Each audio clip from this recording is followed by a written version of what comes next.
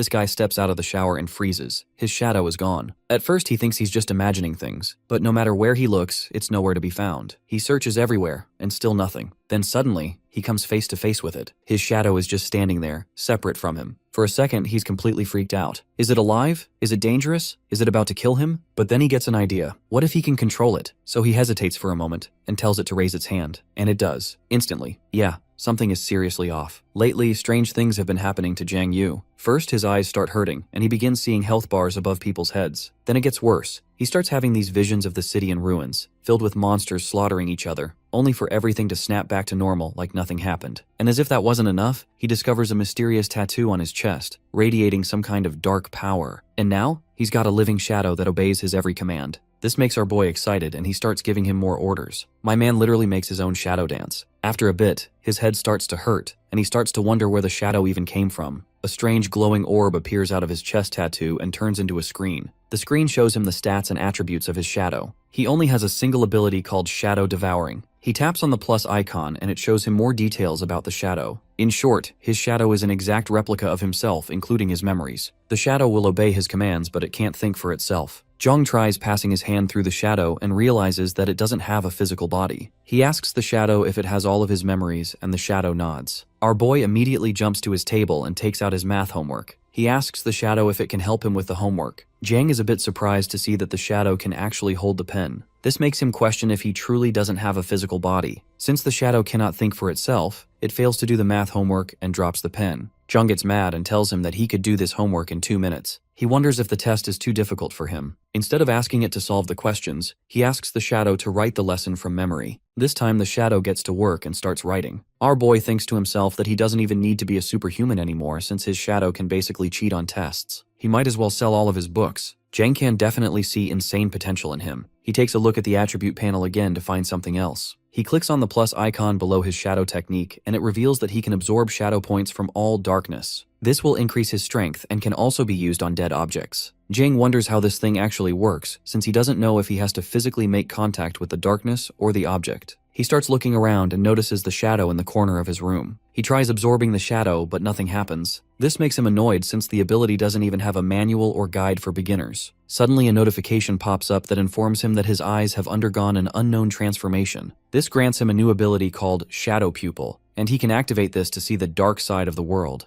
Jiang wonders if this is the same place he saw earlier. He decides to take it step by step and not rush things. As he is thinking about his new powers, he turns to his shadow and asks him to stop cheating. Instead, he orders the shadow to do some push-ups. The shadow gets up and starts disappearing into the ground. Jiang panics as he wonders where his shadow went. After a few moments, the shadow appears out of the ground again and stands in front of him. Jiang asks him where he is, and the shadow tells him that he is on the dark side. When he asks the shadow what he is doing, he reveals that he is exercising just as he ordered him to. Jiang wonders if it is more beneficial to practice on the dark side. He dismisses the shadow and gives him permission to go back. After the shadow leaves, he sits back on the table and prepares to do some serious work. The next morning, we see him sleeping on his desk, dreaming about food. He suddenly wakes up and feels his back hurting because he slept on his stomach. At the same time, someone knocks on the door. Jiang opens the door to meet his girlfriend and classmate Lu Yao Yao. He notices her health bar at 93 and wonders why it dropped at this time. He realizes that it's probably because of the pollution since his shadow came back from the dark side. He asks her why she came so early and she reveals that she heard about his new drawing. She wants to see his design collection. Yao Yao was startled as Jiang closed the door too fast. She gets a bit mad at him, but our boy stands there in shock as he notices cracks along the wall. He can't even believe his own strength. His girlfriend also looks in surprise and starts analyzing his whole body. After thoroughly scanning him, she asks him if he has been going to the gym. She dismisses her own question as she realizes that he is just a loner who hasn't exercised in years. However, it is still strange that he got such muscles overnight. She starts touching his muscles and asks him if he did something.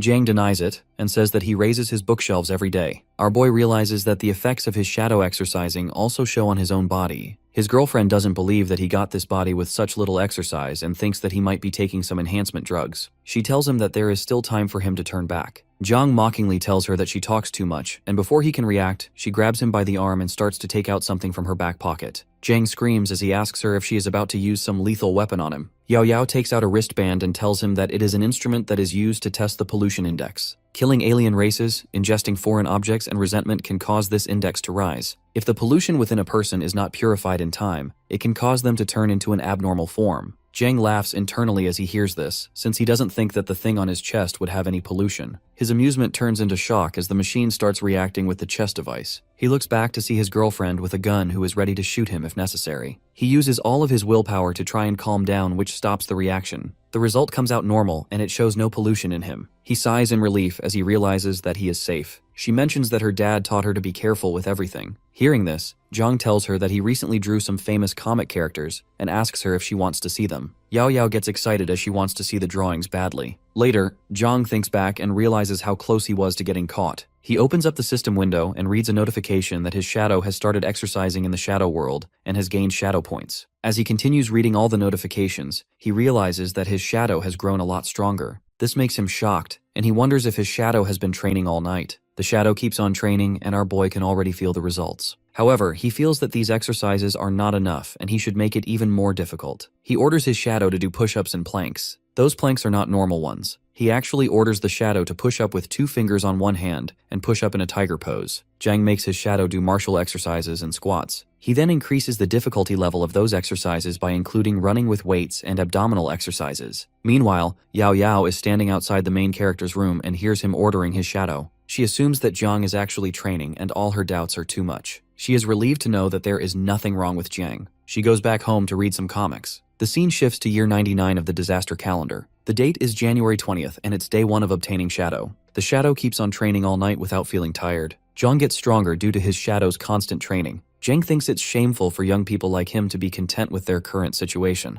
The next day, he arranges more training for the shadow, and the results are amazing. He wonders if he can kill Yao Yao with just a single punch now, but he realizes that he has to work harder. His uncle Lee, who works in the night patrol, also visits him, but he does not notice anything unusual about him. Uncle Lee is getting old, and he has also lost his arm. Jiang thinks that he can kill 3 Uncle Lee and 10 Yao Yao with just a single punch. He works even harder the next day. He wonders that his life cannot go on like this, and he has to work hard to gain extraordinary abilities. He decides to strive more and more. On 24th of January, he makes his shadow train hard while he is doing his work. On 25th of January, he goes for the same routine. His shadow keeps on training and he keeps on working. On 26th of January, he takes the initiative to train himself, but he gives up on just 10 push-ups. However, the growth rate of shadow points is very slow. He has got 8 shadow points with his training, and he wonders how long will it take for him to get 10 points and activate the shadow possession. He assumes that he can improve faster if he enters the dark side himself. A black swirl emerges from his feet and takes him in slowly. He vanishes onto the floor and goes to the dark side. To his surprise, he is still in his room. He wonders if it is the actual dark side, as it's exactly like his room. He goes outside to explore the dark side.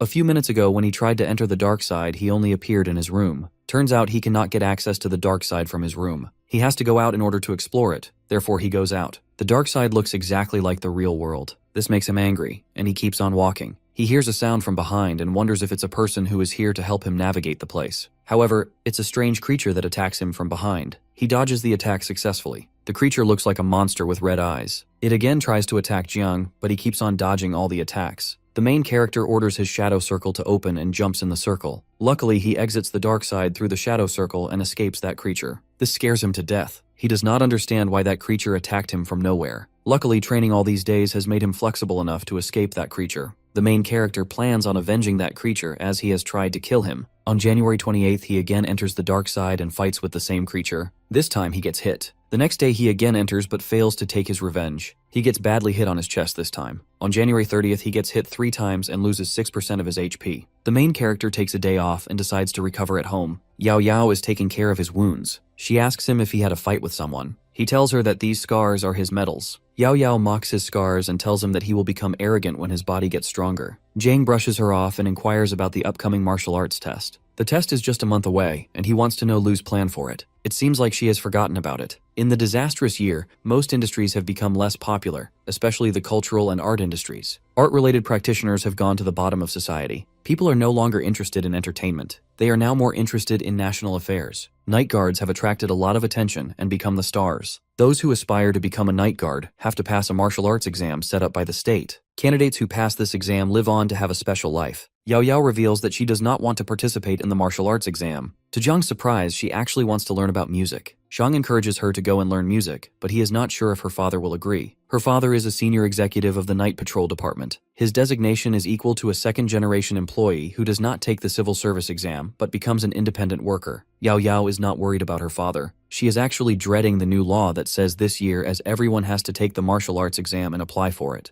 Zhang does not seem surprised as the authorities do not care for their wishes. They have allowed students with average qualifications to apply for the general examination. Yao tells him that the pressure on the night patrol has increased. If there is no accident, she will definitely take the martial arts exam. Zhang wonders about Lu's instrument that she brought to the test last time. He also recalls that there were so many subtleties on test day that he could not hide himself. However, he is hopeful that his little guide will not put him in the bad camps. He turns to Yao and asks her if the reagent she brought last time can be used to prevent alien species. Yao does not think that it can do so as the tool can only be used to detect aliens and supernatural beings. She adds that if he encounters a really different kind of alien, he can run as fast as he can and make an emergency call before he dies. Zhang wants to inquire more about that different kind of alien, but Yao changes the topic. She informs him that his injuries have been healed, and she will be back soon. Zhang coughs and asks her if he can get his hands on the basic paranormal information that her family has. Yao wonders if he wants to take the public examination in the future. He clears that he wants to know in advance as the martial arts test is mandatory this year. He also reveals that he wants to create something about superhumans and alien blood comics. The idea of a superhuman comic excites Yao and she wants to know everything about it. Shang tells her about the initial idea. The comic is about a skinny boy named Ben, who gets bullied at school but he has a kind heart. With the help of his friends and teachers, he is selected by the Night's Watch and takes part in the Super Warrior Project. He relies on his extraordinary willpower. He becomes a powerful leader, Captain Ben, by transforming and receiving injections of the Super Soldier Serum. The Night Patrolman sends him to high-ranking gatherings instead of sending him to the battlefield. The Watchman wants him to get acquainted with wealthy families and noble ladies. Zhang keeps on narrating the plot for his comic while Yao listens excitedly. Later, Yao takes him to her house that is on the same street. They enter her room and she tells Jiang to wait as she wants to go to her dad's room to get the materials. While she is going, Jiang stops her as he has found a comic about sibling love. She tells him that it's not hers. Her friend has left it there. She goes away and cautions him not to touch her stuff. Once she leaves, Jiang wonders that she has not changed a bit. She loves music and is not willing to throw away her childhood musical instruments. He recalls that she always used to force him to listen to her music even if he was not interested in it. He plays on one of her tapes and recalls their childhood moments. Yao enters and asks him if he has started liking music. The main character comes from childhood memories. She remembers that he wouldn't even recognize musical instruments in the past. He brushes off her remarks and finds a VR device. He wears it and falls down the abyss. The virtual reality looks real to him. That unknown world is full of taboos and dangers, which is a source of disaster. The aliens are born in this mysterious place and are constantly killing and destroying the real world. Zhang wonders if these species are the ones he saw in the hospital. Between the real world and the abyss, there is a shadow that is called the dark side of the world. The dark side is actually a part of the real world. Before the cracks opened in the abyss, the alien species had infiltrated the world through the shadow layer. The Night Guardians control their entry and exits, but there is still someone who has slipped through the net. Every 2 months, the shadow layer is reset to reproduce what they are currently seeing. At that time, the number of alien species increases greatly, and it becomes necessary to eliminate them in time. Considering the fact that Shadow Class would greatly weaken the combat effectiveness of humans, it is not recommended for people above the 4th level to go there. The visible range of the shadow layer is 3 to 5 meters, and the visible range increases with the improvement of strength. The shadow layer is really polluted, and humans can turn into a strange entity if they stay there for too long. However, Jiang wonders why Chia Yingyang did not feel any discomfort when he entered. The main character witnesses many alien creatures through the VR device and gets anxious. He now understands that in order to deal with the alien species, one must control a force that is sufficient to rival them. One has to be extraordinary if one wants to fight them. He now sees a figure and wonders if he is the extraordinary one. He does not really know if he can become like him if he passes the martial arts exam. The extraordinary people are primarily aliens with human bodies. Their task is to fight against pollution and aliens. Once they die, there is a high possibility of heterogeneity. Therefore, these extraordinary beings have to exhaust their strength before dying, or they can turn into deadly monstrous creatures. Jiang is overwhelmed with all this information and takes out the device. He tells Yao that the information is really extensive and outdated. He asks her to give him a back massage. She gets angry at his request. He bribes her with 3 original Ultra HD drawings. She agrees and starts massaging him. She feels that his shoulders are hard. Zhang explains that his neck has become muscular as he has been working out. She inquires if he also does abs. He gets that she wants to touch his abs and he allows her to do so. While she is feeling his abs, her father enters the room and witnesses this scene. They all dine together, and there is a lot of tension between Jiang and Uncle Lu on the table. Yao tells her father that he has a misunderstanding. Lu does not buy it as he has seen them together with his own eyes.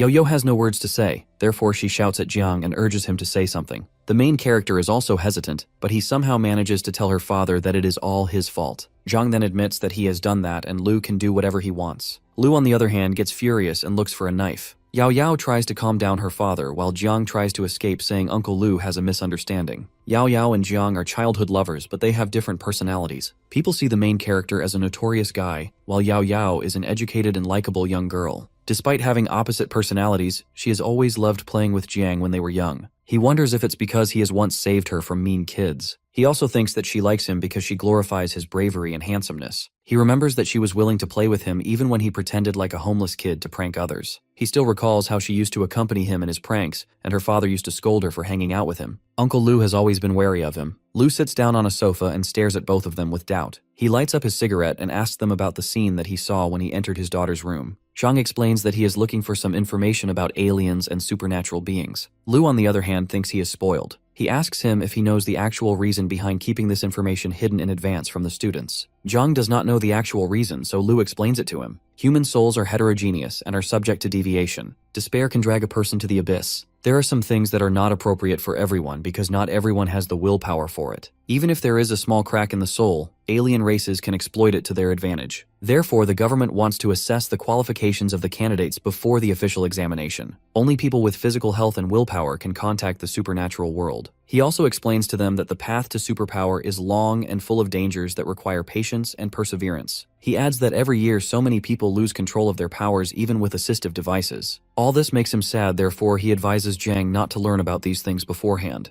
Jiang appreciates him for the advice, but he also tells him that he cannot avoid it as this year is the military comprehensive examination. Moreover, he thinks that it's better to rely on himself than others. He also tells them that having someone to rely on can come in handy when the world is collapsing. Before Lu can tell him otherwise, he gets a call for an urgent mission. He gets ready to go. Before going, he tells Jiang to be a gentleman. He also warns him that he will kill him if he does something wrong. Jiang tells him to not worry, as he will not do anything wrong with Yao Yao again. Yao Yao is not happy with his statement because she thinks they have never done anything wrong in the first place. The scene shifts to a busy day. People are out on the streets for their daily chores. Jiang has also come out of his house and is standing in front of a screen. The screen displays members of the Sunset Watch who have the responsibility for guarding the Sea of Clouds. The main character seems a bit disappointed with the amount of information he has received on the supernatural. While doing his groceries, he thinks to himself that he will not be able to access the information again as Uncle Lu will keep it hidden. Meanwhile, he gets a call from Yao Yao who tells him to bring milk and eggs. Jiang replies in a teasing tone that she should clearly state if she needs pads. He grabs her pads and goes out. While going back home, he is thinking about his upcoming test and the effects of his shadow's training. The shadow exercises are effective, but it would not be enough alone. Therefore, he decides to add some other practical exercises as well. He has frequently seen advertisements about fighting against the aliens. In addition, this year the number of students will be higher in the martial arts exam. He looks up at the dark sky and gets a feeling that something really bad is going to happen in this world soon. He realizes that it's better to not think about this yet and focus on evolving by fighting with the alien races. He looks around to confirm that no one is watching him. Once confirmed, he enters the dark side. As soon as he enters, he realizes that someone with 14% HP is marching towards him. When he comes near the main character, he recognizes him. He is a young boy who lives on the same street as Jiang. He is injured badly and is about to die. Jiang asks him about his presence in the dark side, but before he can answer, he falls down to the ground. Soon, the monstrous creature appears from behind the boy. It's the same creature that Jiang wants his revenge from. Jiang also sees a little boy and girl who are hiding from this creature. He now understands that this creature is the reason behind the boy's low HP. The realization makes Jiang angry, and he gets ready to take on the monster. The scene shifts back to the time when the young lad came to the dark side. He is a night guard who is coming back from his overtime duty. He is tired from his long duty hours and work pressure. He regrets taking the martial arts exams as he would have not done it if he already knew about its work pressure. He suddenly hears a call for help. When he looks carefully, he witnesses that two kids are being drawn towards the dark side. The young boy wonders if it's an alien species that is pulling people towards the dark side. However, as per information, alien species only come to this world and create disturbances. He has never heard of a situation where people are being drawn towards the dark side. The kids are still shouting as they are being drawn into the dark swirl. The young lad assures them that he will save both of them and runs towards them. He holds their hands and the darkness engulfs all of them. The darkness swirl throws them at the other side. The kids cannot understand where they are and they start crying.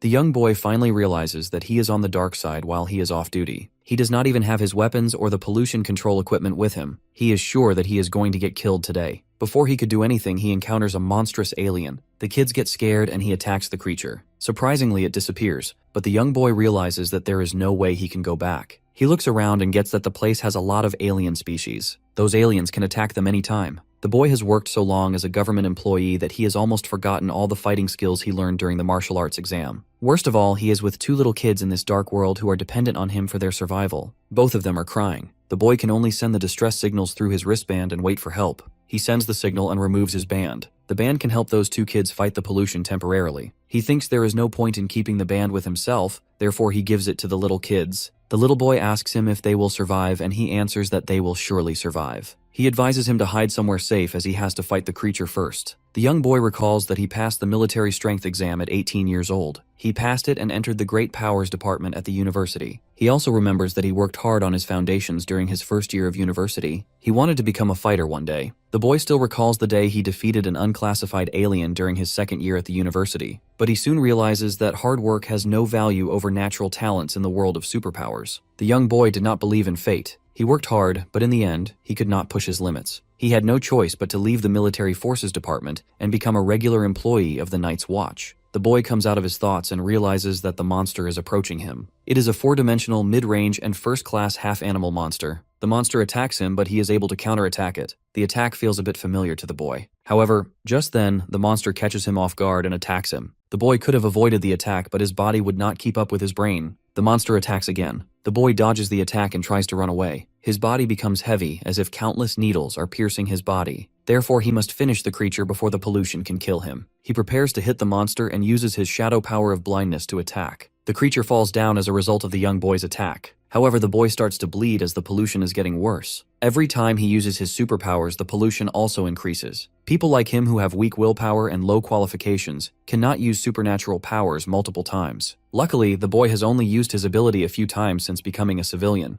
The monster is ready to attack him, and he is resolved to fight till the end. The monster attacks him with full force and he falls down to the ground. He coughs blood and is surprised at how quickly his opponent has gotten used to his strengths. The monster, however, is an average class species, and any university student from the martial arts department could have easily killed it. He wonders if his lack of talent is the reason behind his struggle against this creature. He realizes that he cannot win against it, but as a night patrol, he is resolved that he will not give up till the end. The only thing he can do is to buy time and wait for support to arrive. While he is looking at the scared kid, the monster hits him. He falls down to the ground again, and this time he feels like he is going to die. He recalls that he witnessed the death of his close relative at the age of 15. They all died at the hands of the alien species. That's the reason he has chosen to join the military forces at the age of 18. He also recalls that at the age of 20, he had to leave the combat department after he finished his second year. Later, he joined the night police as a trainee at the age of 21 and became a regular employee. It's now been 4 years since he joined the night police. Despite challenges, he regards his life as ordinary in this world. Human beings and alien species have been fighting for 4 years, but everything has not been as peaceful during these years as it is advertised. They have always wanted to escape reality, but no one can deny it when they encounter the dark clouds. The young boy thinks that death is the normal state of affairs for people with superpowers. But he is not going to give up yet, as he has to protect the kids. He takes a blue pill and stands up with a new surge of power. He gets ready for a second round with the alien. The young boy takes the lead and starts attacking the monster continuously. The alien monster cannot defend his back-to-back attacks. The boy is still hopeful that he will finish the alien if he holds on a little longer. But in the end,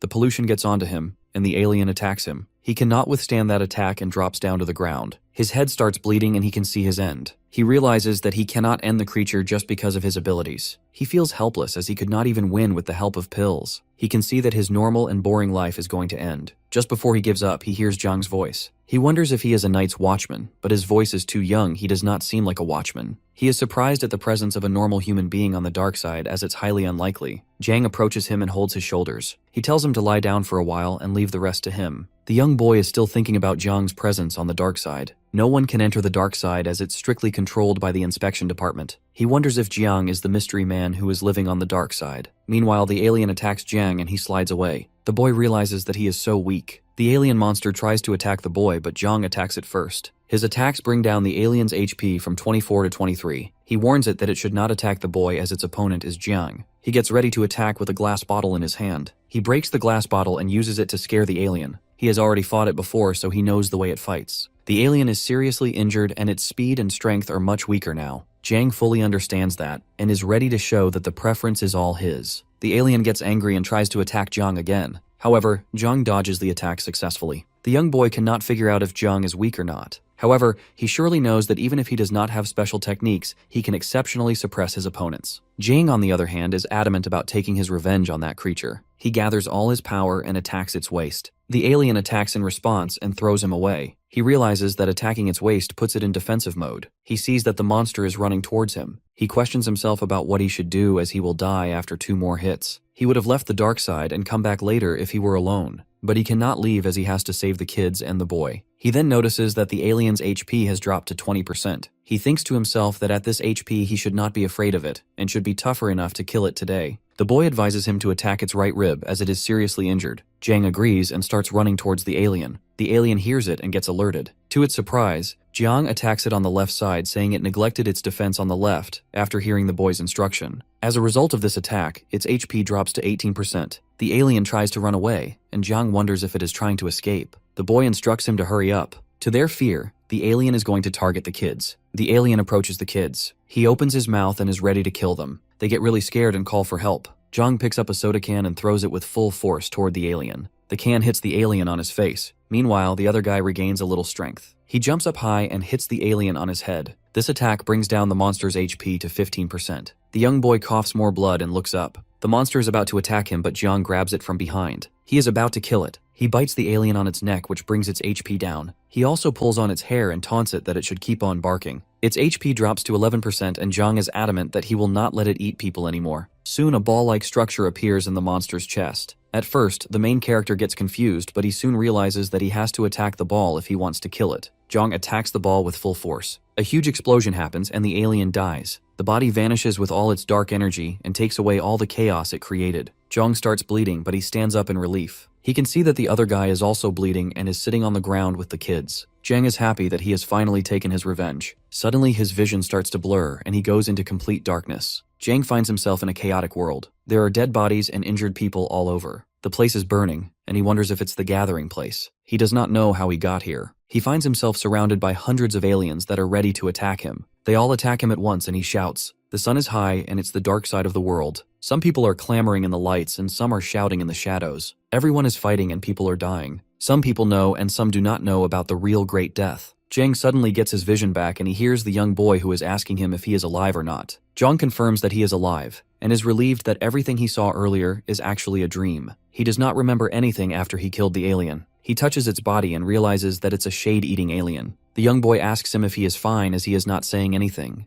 Before he can say anything, he realizes that the boy's condition is very bad. According to his blood volume standard, he could still be saved as he still has 10% HP. As per the standard HP system, human beings with 10% HP are considered near death, and there is a slight chance of their survival. The boy requests Jiang to help him lean against the wall. They both sit down leaning against the wall. The boy asks Jiang if he is a night watch. The main character is surprised at the fact that the boy does not recognize him despite living in the same building. He assumes that the boy might not have seen him enough around the building, which is why he does not know the main character. Jiang replies that he is not a night patrol. The boy tells him that the way he struggles to kill that first-order alien species, he must not be a night patrolman. He laughs and adds that not all night patrollers are strong. Jiang wonders if that guy does not know how to say thank you, as he has just saved his life. The boy then smiles and tells the main character that he did great. He again mocks Jiang by telling him that he never saw someone use a bottle of soy sauce to get rid of an alien. He keeps on joking while coughing in between. Jiang wonders how he can be in such a good mood after sustaining all the injuries. He also wonders if all night guards are always in such a good mood.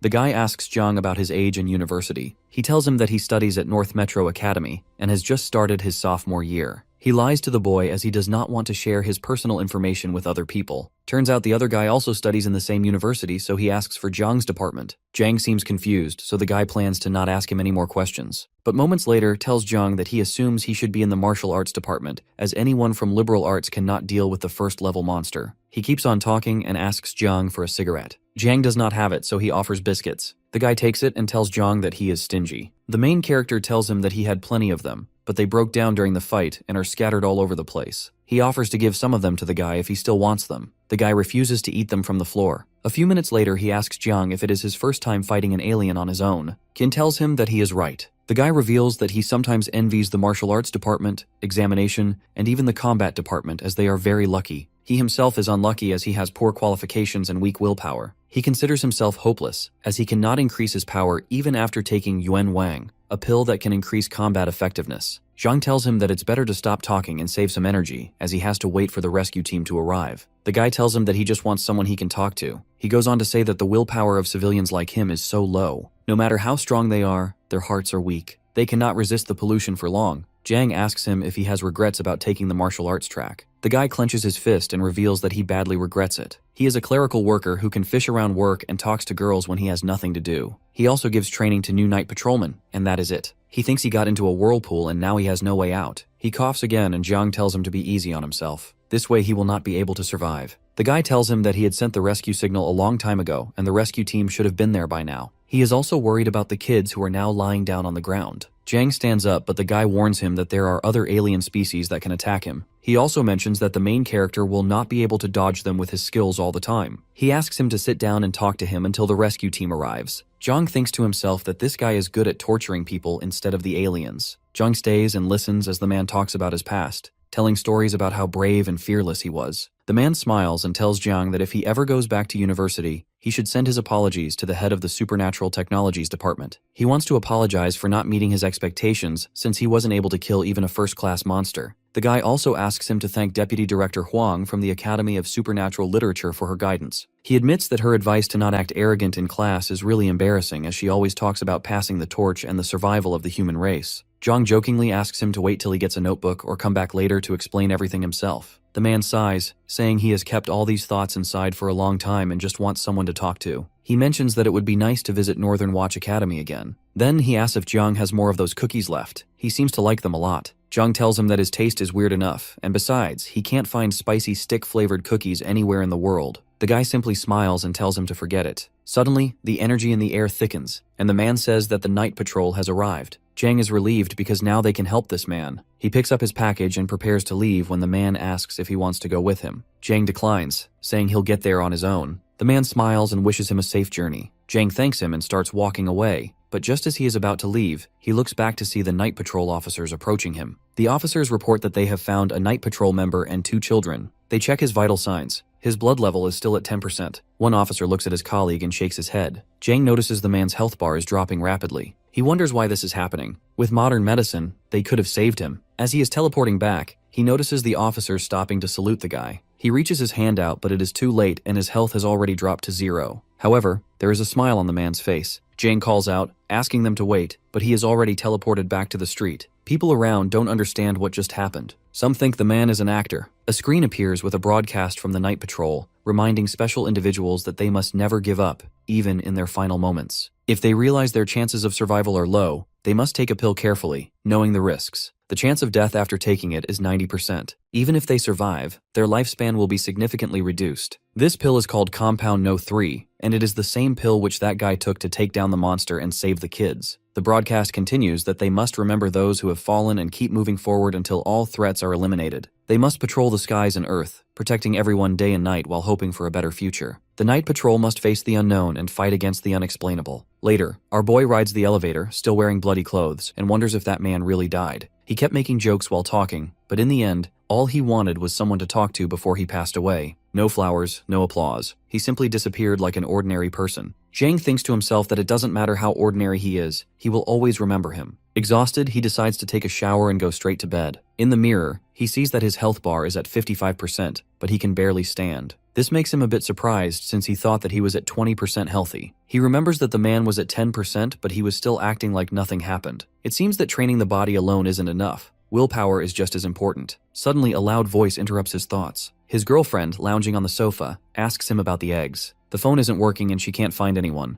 so she questions if he brought the eggs that she asked for. Zhang turns away to hide his bloody clothes and mentions that New Year is coming. Due to this, stores have long lines where people wait for hours. Then, he asks how she got into his house. She tells him that he orders takeout every day, so Uncle Lee asked her to take care of him. He was the one who gave her the key. She notices his bloody clothes and asks what happened. Was he in a fight? Zhang insists it's late and tells her to go home before Uncle Lee gets the wrong idea again. But she grabs his arm and makes him turn around. He tries to brush her off, saying he's just hungry and wants to make instant noodles. Through the holes in his clothes, she sees his wounds and gasps. She asks him how he got hurt so badly. Jang becomes nervous and awkwardly says he forgot to buy eggs. He explains that on his way home he saw a robbery, so he stepped in and fought the guy. He mentions that he beat the guy pretty badly, so she doesn't need to feel sorry for him. Later, when the police arrived, they found the attacker in such a terrible state that he was barely recognizable as human. His girlfriend doesn't seem to buy it, so he demonstrates his insane reaction speed and does some shadow boxing in front of her. He continues yapping and says that he beat the guy so badly that even his own mother won't recognize him. As he is talking, Yao Yao gently touches the marks on his face. He loses his mind as he realizes that there is no way she would believe anything he just said. Yao Yao asks if it hurts, but Jang only sighs and says he wants to sleep. She insists they should tell Uncle Lee everything since he was fighting with people in the middle of the night. Jang quickly makes excuses, claiming it wasn't a fight and he was just acting righteously. But she isn't convinced. Too exhausted to keep going, Jang sinks to the floor, admitting he is too weak to move. Yao Yao frowns, saying he needs to go to the hospital, but he waves her off. He assures her he has everything he needs at home, and even claims his medicine is better than anything a hospital can offer. She raises an eyebrow at him and asks if he just wants her to apply medicine for him. With a smirk, he calls her Dr. Liu and asks her to patch him up.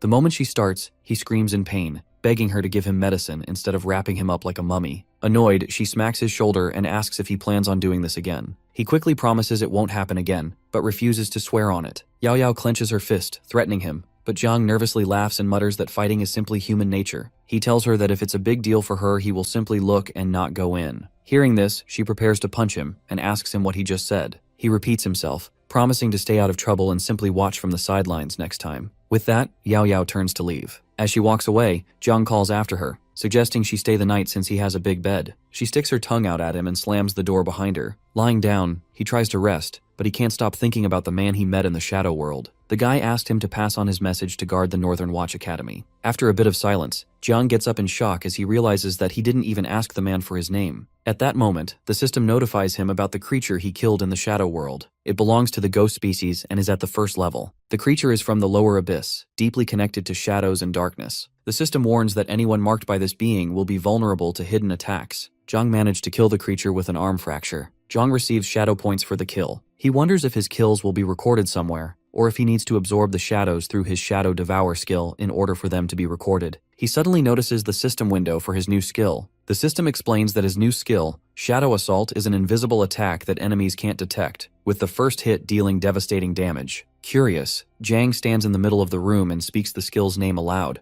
but nothing happens. He frowns, wondering if the system is bugged or if he simply needs a target. Either way, he decides to test it later. Opening his stats window, he reads through his information. His name is Jiang, his attribute is Shadow, and he has accumulated 14 Shadow points. He has now become Rogue, a class that specializes in striking from the shadows. His abilities include Shadow Devour, Shadow Eyes, and Shadow Form. Jiang reads the description for all this stuff and wonders how the system even managed to create these game lines. Just then, the system informs him that his shadow has undergone a transformation. Now, he can fully control it and even merge with it to create a special form. Jiang narrows his eyes and wonders if this is a new skill again. The system confirms that the shadow form is now available to him. By training in this state, he can become stronger. His aura will blend into the darkness, making him nearly invisible. While he can use shadow form outside the shadow realm, it will drain his shadow points. This form doesn't have any fatal body parts, which means that even if he gets beheaded, he won't die, and it will only take out a huge portion of his health. Jiang is stunned after reading all this. That last ability sounds like a miracle, but then he spots a catch. If he gets beheaded, instead of dying, his health will drop down to 1%. So in other words, bro just got scammed. He screams as he thinks that it is better to just die on the spot than have a delayed death. Still, it's a useful skill, and he decides to try it out. Summoning his shadow, Jiang raises a finger. Instantly, the shadow beneath him mimics the movement perfectly. Jiang's hand touches the shadow, and it immediately spreads over his body, completely absorbing him. As he examines his new form, he wonders if this is really his body. It feels unfamiliar yet fascinating. Letting out a sigh, he suddenly takes off, dashing across the room in an instant. The force of his movement sends objects flying behind him. He realizes how fast he has become and feels a thrill of excitement. Testing his strength, he lifts the bed effortlessly, raising and lowering it with ease. To push his limits further, he picks up a 100 kilos hammer and strikes himself in the face. The impact does nothing. His body remains unharmed. He laughs in excitement as he realizes just how powerful this new form is. A voice from downstairs interrupts his thoughts, shouting for the noise to stop.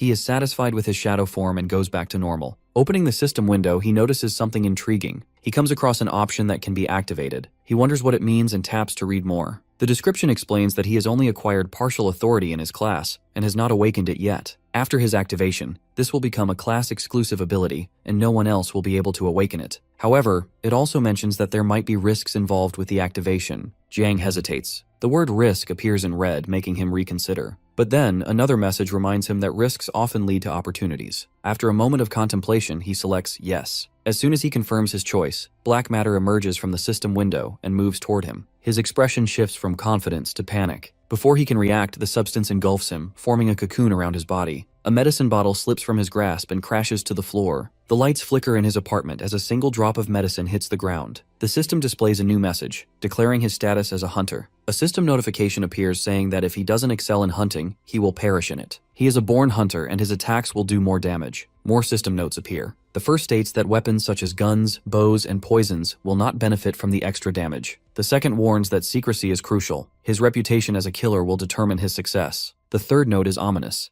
Even gods cannot escape. Hong examines his hands and thinks about what he just read. At the same time, another notification appears, explaining that activating shadow form significantly enhances his killing ability. He will require less blood to maintain his strength, and when an opponent's health drops low enough, he can execute an instant decapitation. When the threshold is reached, the health bar of the target will turn crimson and he will be able to see their fatal spot. By attacking this spot, he can initiate the execution and eliminate the target. The system further explains that his decapitation skill depends on factors such as blood level, strength, and the opponent's abilities. This makes him recall his previous battle. Was this the same skill that activated when he took down his last opponent? The thought lingers as he processes the new information. With absolute damage and execution skills combined, he almost feels invincible. With these abilities, victory is almost certain. He raises his hand triumphantly, but then something feels off. He remembers that the system said something about risks. Jiang quickly unwraps the bandages on his body, expecting to see wounds. Instead, his skin is flawless. Confusion sets in. His injuries should still be there. Even the deepest cuts have vanished. Medicine does not work this fast. A realization forms in his mind. His enhanced recovery must be linked to his shadow form. The next day, Yao Yao's friend asks her if she saw Jiang's fight and questions if it was true. On the screen, his profile displays a selfie with a caption claiming he was struck 88 times during a fight. Yet the image clearly shows no injuries. She tells her that Jiang sent her a message saying that he encountered human traffickers. He was holding a watermelon knife and fought off from one end of the street to the other without even blinking. The other friend, still looking at the phone, wonders if Jiang was hurt and suggests checking on him. Yao Yao listens quietly before shaking her head. She then explains that there is no need for concern. Jiang was not in a fight. The only thing that happened to him yesterday was being chased by a dog. She thinks that he is just trying to brag to everyone. The three of them finally reach his home, and she asks them to go in and check for themselves. As she tries opening the door, her friends ask her how she got the keys. She panics for a second and quickly mentions that Uncle Lee gave it to her. She opens the door expecting to see him covered in the bandages, but she is shocked to find him sitting on the floor in pain. She immediately runs over to him and asks him why he removed his bandages. Hong explains that he removed it because he thought that the wound was healed. The friends realize that he wasn't just bragging and actually telling the truth. They are impressed by his muscles and start touching him, but Yao Yao pushes both of them outside and asks them to wait in the living room. With this, both of them are convinced that Jiang and Yao Yao are dating. Yao Yao starts applying some medicine to the wound, which makes Jiang twitch in pain. She asks him to stop whining since she is familiar with this medicine, and it doesn't hurt. However, my man doesn't care about anything she says and continues staring at her legs. She notices this and warns him that she will just let Xiao Pang apply the medicine for him. Jiang immediately rejects it and says that the guy is clumsy. She pinches his cheeks a bit too hard and says that Uncle Lee hasn't taken care of him for too long. She asks him what happened the previous day since she doesn't believe the robbery story he told her. He tells her that he is righteous and likes to stand up for justice. However, his girlfriend isn't ready to believe a single word. He wonders what he should tell her since killing a mutant in the shadow layer and chatting with a dying night patrol officer sounds even more insane. He mentions her dad and asks her if he went back yesterday. She tells him that he didn't go back and asks why he is asking. Jiang looks down with a worried expression and explains that he thinks being a night patrol officer is quite tough. They have to work during the day and even at night, which is dangerous. Yao Yao sits there in silence as she hears this. He looks at her and thinks to himself that she must be worried about her dad. Being a night patrol officer is not a peaceful job.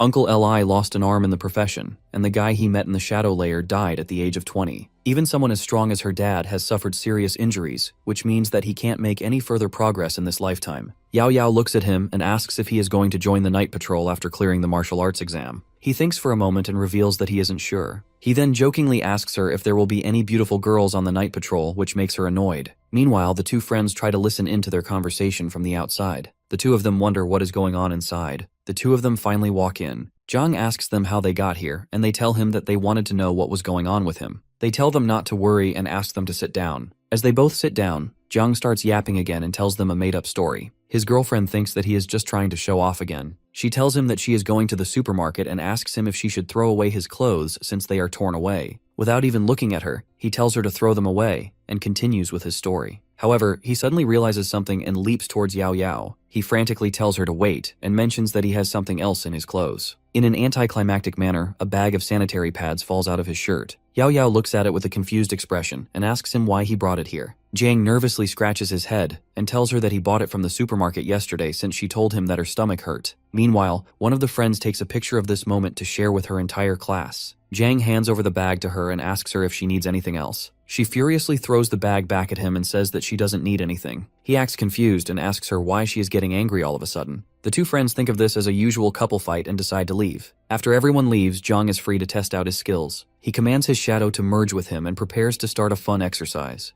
Jung gets enveloped by a dark substance, and he travels to the shadow realm using his shadow. Despite the place being filled with pollution, he feels remarkably comfortable. It is the same feeling as a person who has been living in a polluted industrial environment for a long time, and they get to visit some vast plains. He is currently at 60% health, but all of his pain is gone and his health is also regenerating. A bright current starts surging from his body as he prepares for his exercise. He feels like his body has unlimited strength. In no time, he begins doing hundreds of push-ups. The system notifies him that his dark form has entered the shadow layer. He starts gaining shadow points for these exercises, and it increases his strength further. With each of these push-ups, his body grows a bit stronger. He stops at 1,000 push-ups and decides to go outside. The outside world seems eerily empty. He thinks to himself that he would have a lot of disciples if he were this strong in the real world. He then starts doing bar exercises using only one arm. Meanwhile, in the night patrol headquarters, an important meeting is about to commence. Executive Liu sits there while a guy presents him with a report on darkness fluctuations. He informs him that the range of fluctuations in the darkness is wide and the oscillations are abnormal. Pollution levels have also risen, and it is spread across a larger area. Some of their squads identified similar cracks in other regions as well. A girl continues with the report and states that the distribution of these fluctuations is more concentrated in residential areas this time. This is a bit strange since these fluctuations were randomly distributed previously. The report says that unusual activities have become more frequent in the past few days. 4 abnormal incidents have occurred where people have been dragged into the shadow layer to the dark side. These incidents are rare, but nobody knows if they will increase in the future or not. Abyssal fissures are more dangerous as compared to the disturbances caused by the shadow layer. If one compares the creatures of the shadow layer to the ferocious wild beasts, the abyssal fissures will win as Godzilla can also come out of it. Suddenly, Uncle Lee, who has been sitting there all along, joins in the meeting and comments that these all are just suspicions, so there is nothing to worry about. He also mentions that they have been preparing for combat for so long. Everyone, including Executive Liu, gives him a glare, so he tells them to carry on with the report. The report carries on and also discusses the list of night guards who have lost their lives recently. Once the meeting ends, Liu stands in front of a large glass window. He takes out his cigarettes and wonders why these unusual activities always happen around the new year. He takes the cigarette and looks for a lighter. While looking for flame, he realizes that his daughter has swapped his cigarettes with cookies again. Meanwhile, someone throws a pack of cigarettes towards him that he blocks with his hand. It's Lee, who tells Liu that he should not always have a stern face. He also offers him a cigarette, but Liu refuses, saying he does not want lung cancer. Lee mocks him, saying that he is afraid, but the executive tells speak up if he has stayed late just because he wanted to ask something. Lee informs him that another notice has been issued from above. Liu inquires about the nature of the notice with a tense face. After hearing about the notification, Liu seems really tense. He asks Lee if it has been confirmed. Lee tells him that he should have received it on his computer too. He turns on his computer. Lee asks him if he has already decided which direction his daughter would go. He asks if she will specialize in extraordinary supernatural sciences or humanities. Liu replies that he has not decided yet. He plans on waiting till the abilities test. The emergency notification says that candidates with 2nd grade or higher in the exceptional supernatural abilities category, except for exceptional circumstances, must take the abilities test and select specialized exceptional abilities. The executive asks Lee about Jung's future plans. He adds that he does not think Jung is an honest person. He wonders what he will choose among different categories of supernatural studies. Lai replies that he will not take any of them.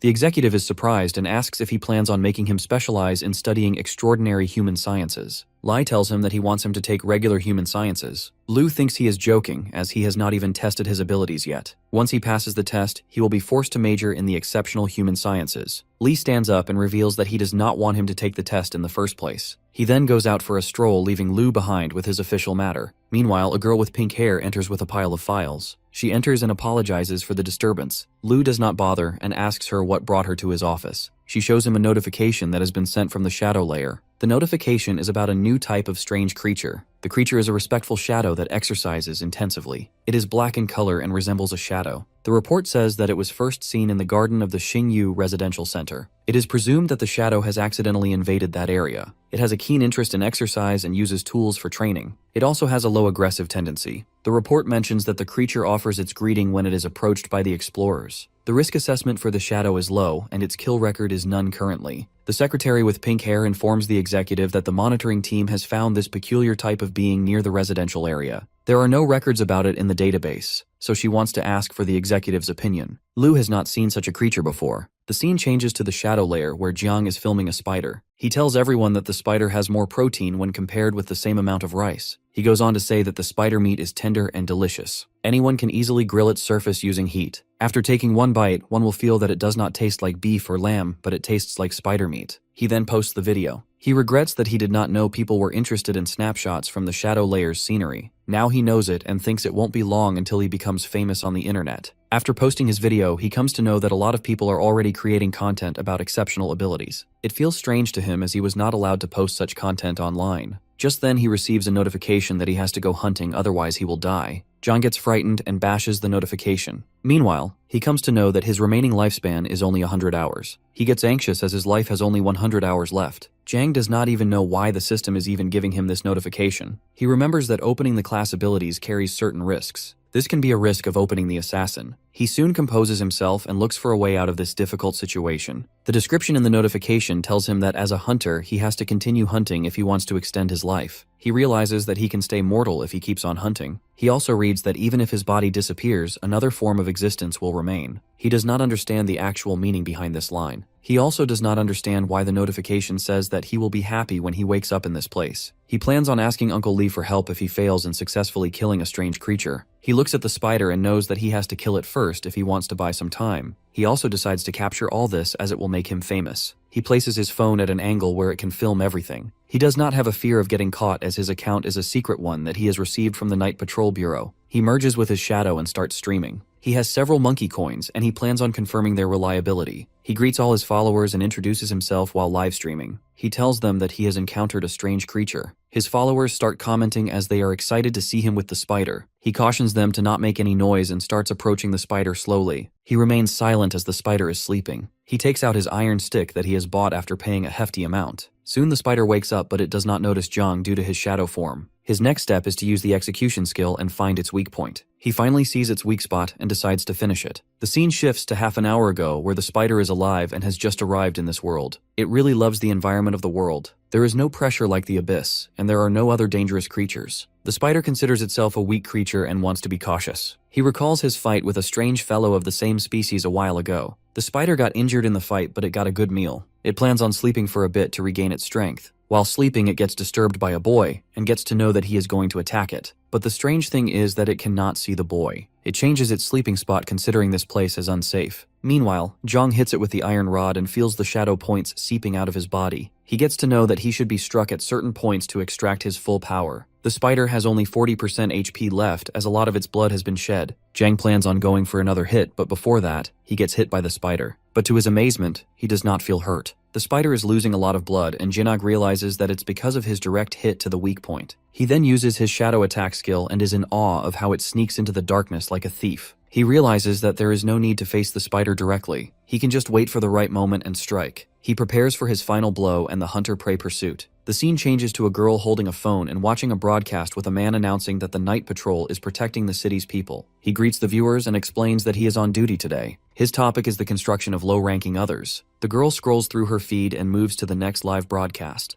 In the next broadcast, a girl with green hair appears. She greets everyone and shares that she is visiting a small restaurant in an alley. The girl kicks her legs in the air. She scrolls to the next broadcast. A man admits that he has been busy lately. Another girl says she is helping her family. On a bed, there is a jacket, underwear, and a magazine. Another blogger mentions that her lighter is like family to her. If she can't pick it up, she is doomed. The white-haired girl who is watching the live stream starts getting bored. She complains that nothing interesting has happened recently, but suddenly she finds something exciting. She watches Jiang's broadcast, where he introduces himself as Yu from the northern capital. On the screen, strange creatures fly across the sky, and a monster leaps from one rooftop to another. She immediately sits up in surprise. She gets excited and can't help but wonder if those monsters are real or just special effects. Our boy, who is streaming by the allies Yu, points to the side and introduces the creature behind him, a shadow spider, an ancient ghost of the first rank, the weakest kind of other. Comments flood the screen. Some admire Yu's looks, calling him handsome and cool. Others complain about their own problems. One girl wishes she had more money to buy him gifts. Ignoring the comments, Yu explains that the shackles on the spider produce terrifying sounds that ordinary people should never hear. The white-haired girl frowns at the comments and gets annoyed. She calls the commenters idiots, criticizing their rude behavior online. If only their parents could see what they were posting. Then she suddenly pauses and quickly starts typing her own message. Yu transforms into a shadow and vanishes into the darkness. The girl is shocked. She wonders if he is actually some kind of exceptional being. This makes her smile as she realizes that things are becoming more interesting. Yu reappears behind the spider and throws a metal rod at it. The monster roars in pain and rises on its hind legs. A bright red beam shoots from the ground, piercing the spider. It stumbles to the side, surprised by the mysterious attack. Yu then lightly touches the monster, and when it turns angrily, he grins and says, "I'm here." The spider lunges at him, but he dodges every attack. He mocks the spider and says that it can't even hit him despite having 8 legs. The white-haired girl, watching from under a blanket, excitedly comments on how fast and handsome Yu is. The spider suddenly releases a large purple beam, covering the ground with acid. It laughs, thinking Yu is trapped. But then Yu's voice comes from above. He asks if the spider really believes he is helpless just because the ground is covered in acid. The monster looks up and spots him on a rooftop. Yu simply says that no place is devoid of shadow, and then jumps down. The spider tries to overpower him with acid, but Yu moves through it effortlessly, even phasing through buildings. He declares himself a hunter of the shadows. Picking up his metal rod, he says that endless killings have clouded his memory, and he only remembers his own name. Suddenly, he drives the stick into the spider's head. The creature groans in pain. He continues destroying the spider and announces that his name is Yu. He places his palm on the dead spider and uses the shadow-swallowing skill to absorb its darkness. Black energy absorbs the spider's body and transfers it to Yu. White ribbons wrap around him, forming a flowing white cloak. He knows the hunt is over. People watching the broadcast are stunned. They feel like they are watching a superhero movie, with some even falling in love with him. The girl excitedly presses her phone to her chest. She hasn't seen anything this thrilling in a long time. She quickly visits his profile. His name is listed as the Killer Yu. He has 722,000 likes and 89,000 followers. She decides she must catch his attention. She presses the follow button and thinks that maybe she can contact him. Then she sends him a message asking if she can add a star to the assassination mission with a high reward. Meanwhile, the system reveals details about the shadow spider. It was a first-level, middle-rank creature, part of an ancient demon species. Its body markings indicate its power. The more complex they are, the higher the pollution it spreads. Staring at it for too long is dangerous. The spider's abilities include an acid net and ancient demon corruption. Killing the spider causes sensory disruption. Thanks to Shadow Bite, Yu gains 2 things. First, the ability to create a shadow net and the shadow points from the creature. However, he feels disappointed. This monster was only first level middle rank. He thought it was stronger. In reality, there was a huge power gap, and he only won by using the shadow attack. Yu checks his phone and sees 1.5 million viewers. He grins. So many people are watching him now. Chuckling, he ends the broadcast, saying that's enough for today. He wants to leave them curious. Suddenly, a black thread wraps around his arm. Confused, he realizes it's the shadow net ability. Testing it, he shoots the net at a building and is lifted into the air. At first he panics, but then he starts laughing. Bro literally turned into Spider-Man, but his excitement is short-lived. He crashes into a wall and falls, landing on a street lamp. Groaning, he realizes that he needs to practice this more. An information window appears in front of him. It states that his lifespan has increased by only 3 days, bringing his total to 7. He frowns. This is less than he expected. Even though he has 7 days left, finding other creatures isn't easy, and he needs more backup. Suddenly, another system message appears. It is reminder number 3, which states that a hunter must hide in the shadows. The more he hides, the higher his reputation. The system informs him that he will unlock new hunter powers due to the increase in his reputation. Now he can mark his target, making it easier to find weak points. The system explains that he can mark enemies based on their fear and other negative emotions. However, the duration of a mark is only 1 second. As his reputation grows, this time will increase. Each mark costs energy and exposes his location, so he must use it carefully. Additionally, when hunting a marked target, he gains extra agility and strength. If he successfully hunts them, one of his attributes or abilities will improve. Unlike marking, hunting doesn't drain energy, but since the hunting time is tied to the mark's duration, he must kill his target quickly during the hunting time to enhance his negative reputation or status. After reading the message, he rubs the back of his head, trying to make sense of it. He wonders if the authority is now unblocked and when the person became famous. Looking at the number of viewers, he speculates that the sudden attention might be due to a live broadcast. If that is the case, he decides to hunt others, gain more subscribers, and discover new abilities. With this approach, he believes both his strength and skills will improve. Determined to push himself further, he resolves to try harder today. Suddenly, he notices a red mark and starts wondering what it could be. As he looks around, he spots a massive purple monster with spikes along its back standing behind one of the buildings. Overcome with excitement, he lets out a joyful exclamation, realizing that he has found it. Without hesitation, he jumps off the lantern and lands on the ground, beginning the hunt. His grin widens, taking on a slightly unhinged expression. The scene changes to an apartment building where our boy receives a strong hit to the face. The force of the blow makes him jump up, grab his cheek, and cry out in pain.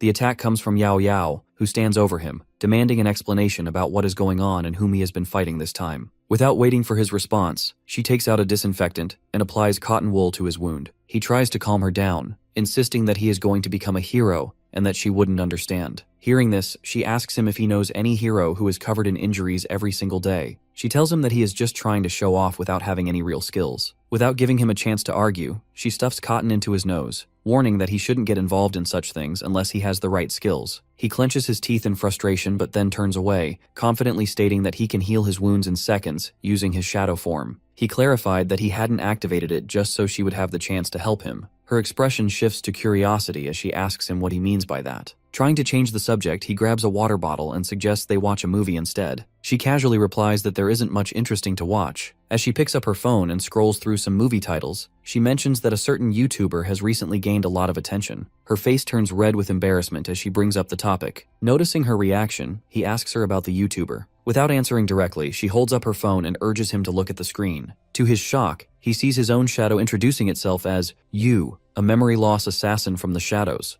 The sight leaves him speechless, causing him to choke on his water and start coughing. Concerned, she asks if he is okay, wondering if he is really that surprised. Trying to compose himself, he hastily reassures her that nothing is wrong before hesitantly asking if she has been watching it. She enthusiastically confirms, saying she has been following it for 2 days already. The blogger has quickly become the most popular and unusual figure online. Feeling uneasy, he scratches the back of his head and asks if that is really true. While the idea sounds exciting, he wonders whether publicly posting such content could lead to legal trouble. Realizing how fast he has gained attention, he begins worrying about the night patrol catching him. Noticing his nervousness, she advises him to keep quiet about what he knows. She assures him that his current situation doesn't have much impact on public perception, so everything should be fine. Instead, she suggests that he watch a real fight with some mutants. She grabs his hand and moves closer, excitedly asking if he thinks the blogger is cool. She insists that he should take inspiration from him. Feeling embarrassed, he remains silent, staring at the phone screen. She continues insisting that he watch another video, explaining that another blogger has already started analyzing his recordings. Seeing her excitement, he smiles slightly. Then, out of nowhere, she turns to him and asks if he thinks she could become famous too. He avoids her gaze and jokingly asks her if she wants to record herself wearing a JKT outside and dance in the shadow layer. She tells him to get lost and says that she can just record videos explaining the supernatural. Hearing this, he asks her if she really thinks she can compete with the experienced Night Patrol seniors just by reading some information. He adds that if she steps outside in such an outfit, she will easily get tracked by stalkers. At this, she frowns and shoots him a menacing look. He points at her and says that he lost one last time. She gets confused and asks him what he means. Before he can respond, she suddenly appears behind him, pressing a gun against his back. Sternly, she asks if he has been injured while stalking someone. Startled, he raises his hands in surrender and desperately insists that he is only joking. Unconvinced, she pushes him with the muzzle of the gun and angrily demands how she is supposed to know if he is telling the truth. He tries to defuse the situation, addressing her as an officer and pleading for a break. However, she firmly refuses, ordering him to get up and prepare food. Exhausted, he collapses onto the sofa and opens his personal messages. Finally, she is gone. Just as he relaxes, something catches his attention. He notices a flood of new messages from people asking who he is and why his videos are being posted. Some question if he is connected to the Night Patrol or if everything is staged. Others want to know if there are more pictures or if the footage is edited. Amidst all these messages, he notices some people mentioning him and saying that a guy named Real Deal has just exposed him. This makes him curious, and he goes over to his channel. He clicks on the link and suddenly sees an old man broadcasting on his channel. He greets everyone and says that they are not exploring shops today, but are instead dealing with a scammer. The guy asks his audience if they have seen the video and if it looks real to them. He tells them that they will watch the video first and then analyze it frame by frame on a computer. It is the same video of Zhang fighting the spider. The old guy pauses the video at a specific frame and asks the audience if they can notice the discontinuity between both frames. This means that the video is edited. He then points to the background and mentions that it has also been edited to cover the unrealistic parts. Zhang is confused since this guy is supposed to be a food blogger who goes to different restaurants and gives his reviews. He wonders why he is trying to leech on his popularity. He only cut off a few embarrassing scenes from the video, and he is getting criticized for it. The guy then explains why he has decided to review the video. He turns the phone around and shows them the authentic tag on his profile. He claims that he is a member of the Night Patrol and has once killed countless monsters. Because of this, they can spot a fake instantly. However, they soon move on to another discussion. Zhang presses the comment button on his phone and sees users flooding the chat with messages. Some doubt that the footage is fake, questioning how something like the shadow layer could be fabricated.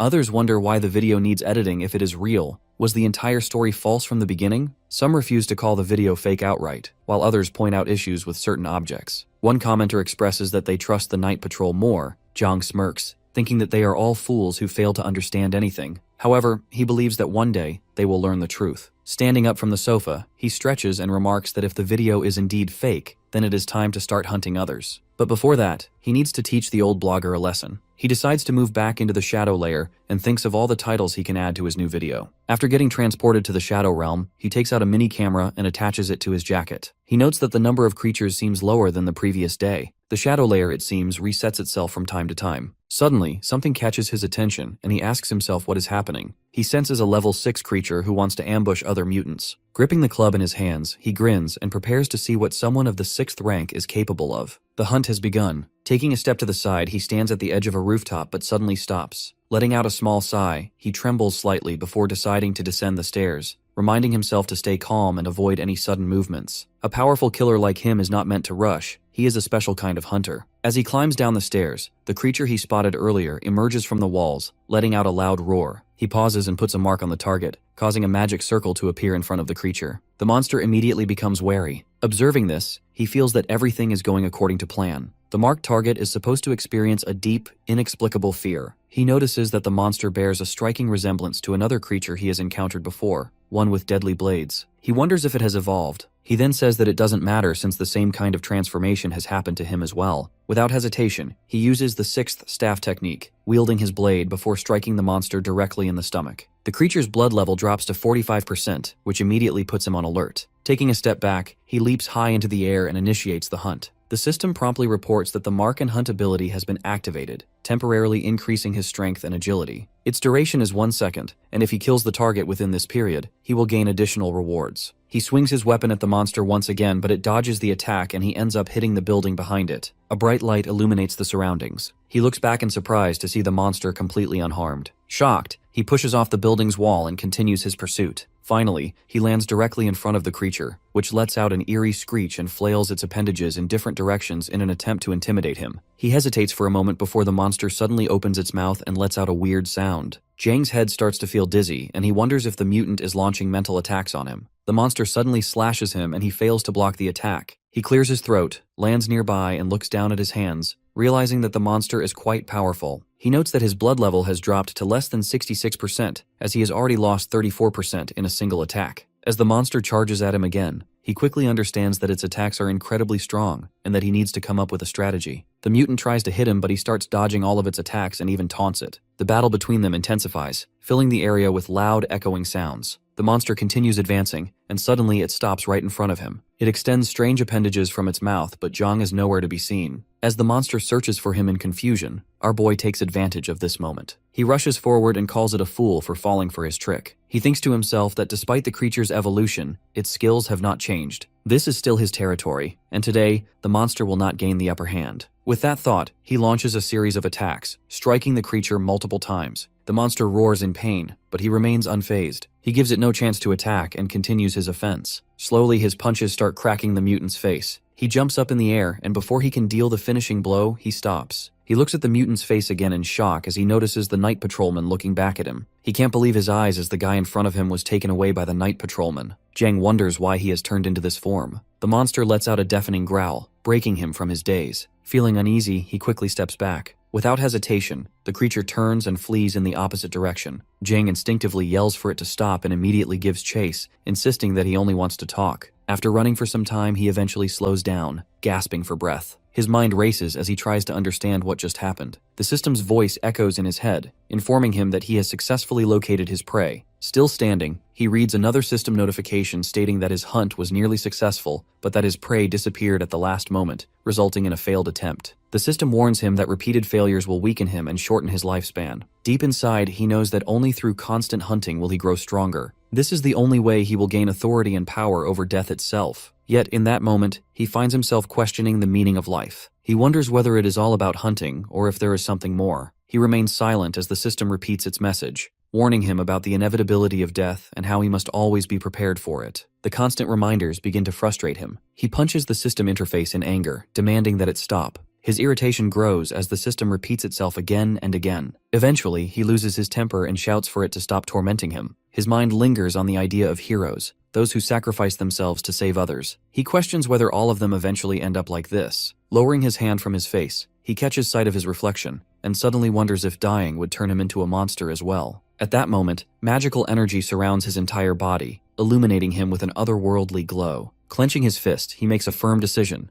There is no turning back. He must continue hunting. He has now reached the Cloud Sea gathering place in the East Zone 1. Glancing at his phone, he shifts his gaze toward the sky. He recalls news reports stating that anomalies frequently gather in this area, so there is no need for him to worry. As he speaks, shadowy blue sparks and dark energy swirl around him. A black hole forms above a nearby building, and he steps through it, instantly appearing on the rooftop. Looking around, he quickly realizes that the number of anomalies here is far greater than he expected. However, he notices that they are not bold enough to step outside the buildings. A sudden noise catches his attention. He turns toward the source of the sound and spots a creature glowing with a bright purple hue on the rooftop opposite him. Observing it carefully, he determines that it is an incredibly strong monster. However, he also notices that its leg is badly wounded, causing its health to drop significantly. Taking this as a sign of opportunity, he tells himself that he will not back down. Stepping out of the shadows, he moves closer to the monster. The creature notices him immediately and retaliates by launching a series of magical energy orbs in his direction. Before they can make contact, he swiftly vanishes and reappears within a thick cloud of dust. He quickly realizes that the monsters here are far more alert than those he has encountered in his own territory. This monster in particular seems especially sensitive. As he observes closely, he notices the red spots on its body slowly fading. He considers whether this is due to its heightened awareness, but then he dismisses the thought. Instead, he tells himself that he needs to find a way to keep the creature distracted. As the monster shifts its position, he senses an opening. Deciding that it is the right time to act, he focuses his gaze and activates his ability, marking the monster as his target. A glowing magic circle appears around his eye as he watches the creature with growing intensity. Meanwhile, back at her home, Yao Yao prepares food while keeping her back turned to the doorway. As the door opens, she thinks that it's Jiang, so without even looking back, she tells him that he is late and asks him where he was. When she looks back, she is surprised to see her dad and Uncle Lee in the house. Yao Yao is startled to see her uncle and father standing behind her. Her uncle gives her a sharp look and asks if she is cooking for Jiang again. Her father responds, saying that it seems like he has been raising his daughter for someone else's family. Yao Yao grins and dismisses his words as nonsense. She asks why they are back so early. He explains that work at the office is finished, so they decide to leave. Since they rarely get to eat together, they are thinking of going to a restaurant for a nice meal. Yao Yao tells them that there's no need for that because she's almost done cooking. Her father scratches his head in confusion, and her uncle suggests that they go to a restaurant another day and sit together for this meal instead. Then he turns to her and asks about Jiang. She replies that she doesn't know and says that he may have gone out to play. Just as her uncle is complaining about how outrageous it is for him to have fun while leaving Yao Yao behind, my man suddenly bursts through the door. He shouts that he's starving and can't wait to eat. Quickly taking off his sneakers, he asks from the entrance what Yao Yao has cooked today, commenting that the smell is incredible. In a cheerful mood, he announces that he bought her favorite candy, but he was bitten by a big dog while buying it. Uncle Lee grabs his head in frustration, and the room falls silent as everyone stares at Jiang. He freezes when he realizes that the whole family is home. He puts the lollipop back into his pocket and makes an excuse, saying that he got chased by a dog on his way here, so he is a bit disoriented. Uncle Lee raises a hand and says that since it's rare for them all to have time together, there's no need to ruin the mood. He invites everyone to sit at the table. As Jiang sits down with him, he pats him on the shoulder and reminds him that it's okay to fight since he is still young. As Uncle Lu pours a drink into a glass, he casually remarks that he sees nothing wrong with a young man showing off in front of the girl he likes. Then, he brings up something he saw earlier and says that he saw him walking with a girl. As he asks him for her name, Yao Yao quickly replies that she is Yu Zhou'er. Their father nods, agreeing that she is quite good-looking,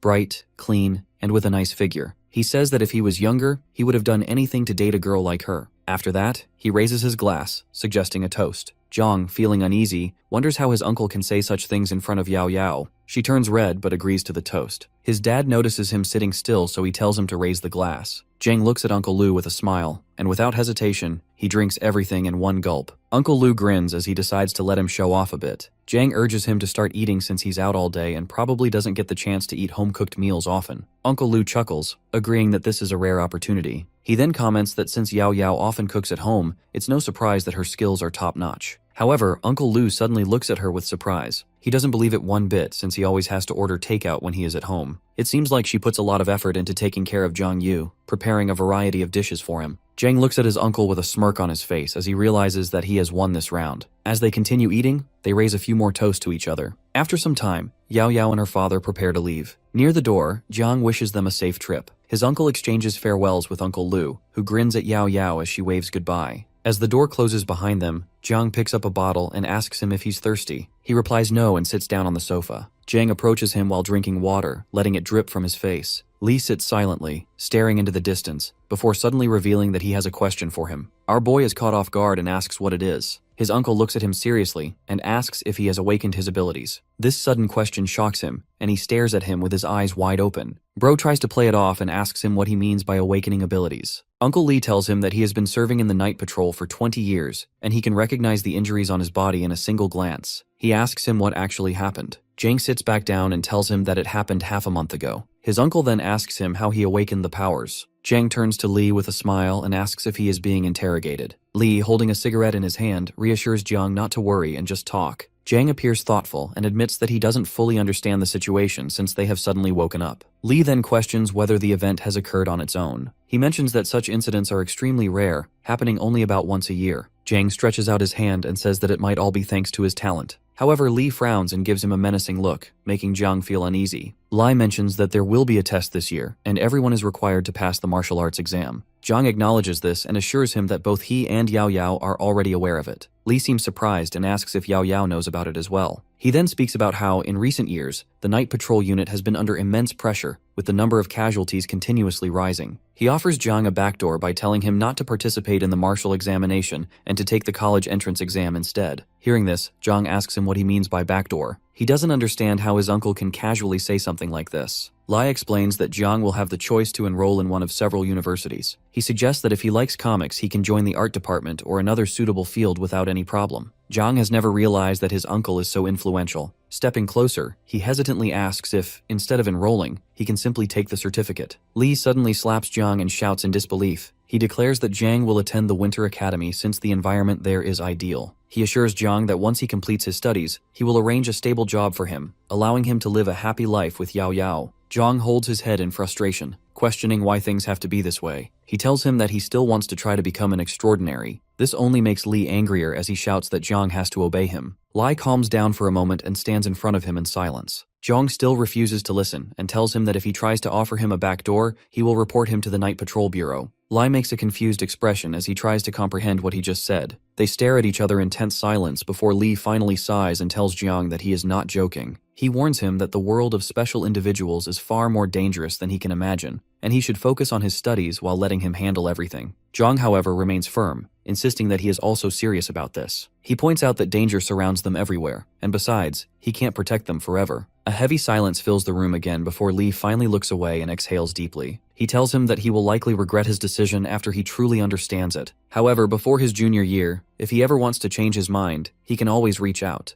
Jiang asks him not to get involved in those crooked paths in the future. Hearing this, Li starts walking towards the door. As he is about to leave, Jiang suddenly calls out to him, asking him to wait. Li turns back and questions what else he wants. Jiang then recalls something he has recently read in the information shared by Yao Yao. It states that special individuals can use all of their powers before death to prevent themselves from turning into something else. He then asks him if it is still possible for someone to transform, even after exhausting all their strength. Lee remains silent for a moment before finally confirming that such a situation can indeed occur, especially if a person possesses certain abilities or if there are external interferences. Lee asks him why he is bringing this up, to which he simply scratches his head and says that he was just curious. As Lee puts on his shoes near the exit, he reminds Jiang that if he chooses martial arts, he will eventually have to face those things. He advises him to rest early and stop fighting. Jiang agrees, saying he will listen. Before stepping out, Lee informs him that the martial arts test this year is early and will start after the Lunar New Year. Jiang asks if it will really happen so soon. Lee confirms it and tells him to prepare before finally leaving the room. We go back to the white-haired girl as she receives a notification on her phone. It informs her that the blogger she is following has uploaded a new video. Excited, she grabs her phone to check out the video. However, she also notices multiple comments from users who dismiss the video as another deception. Many believe that the Night Patrol uses real knives and weapons to eliminate the monsters, whereas the blogger merely relies on video editing to gain popularity. Another guy is mad that Yu has started doing brand deals. There are a total of 1847 comments, with 2.1 million likes on the video. Growing frustrated, the girl says that the number of haters has significantly increased lately. She believes they are simply jealous of Yu's skills. Annoyed by their skepticism, she hastily types an angry comment, accusing them of not understanding anything and calling them all envious. While typing the comment, she pauses for a bit and stares silently at the screen. She hopes that he is not actually a scammer and prays that it is not an apology video. As she taps on the video, a text shows up on the screen reading, "If you don't hunt, you will die." Bro actually got a banger intro for his video. This is a POV video that starts at the edge of a building. The scene amazes the girl. It feels so immersive that she thinks she is actually with him inside the video. A bright flash appears, and he suddenly jumps off the building. The girl fails to understand what is happening and screams in fear. Tears well up in her eyes as she quickly opens them again, looking around with confusion. Holding both hands out in front of her, she stares at him with uncertainty. He turns slightly, and she gazes at his face with admiration, wondering if these are truly the powers of a superhuman. He takes the full force of the attack directly on his stomach, spreading his arms as a bright flash lights up everything around him. A monster suddenly appears in front of him. Looking at the monster from this close, she can tell that it is truly extraordinary. Yu uses his spider webs to get away from the monster. Meanwhile, the girl continues watching as she thinks that it all looks too cool. Yu kicks the monster in the face with full force and follows up with several more strikes.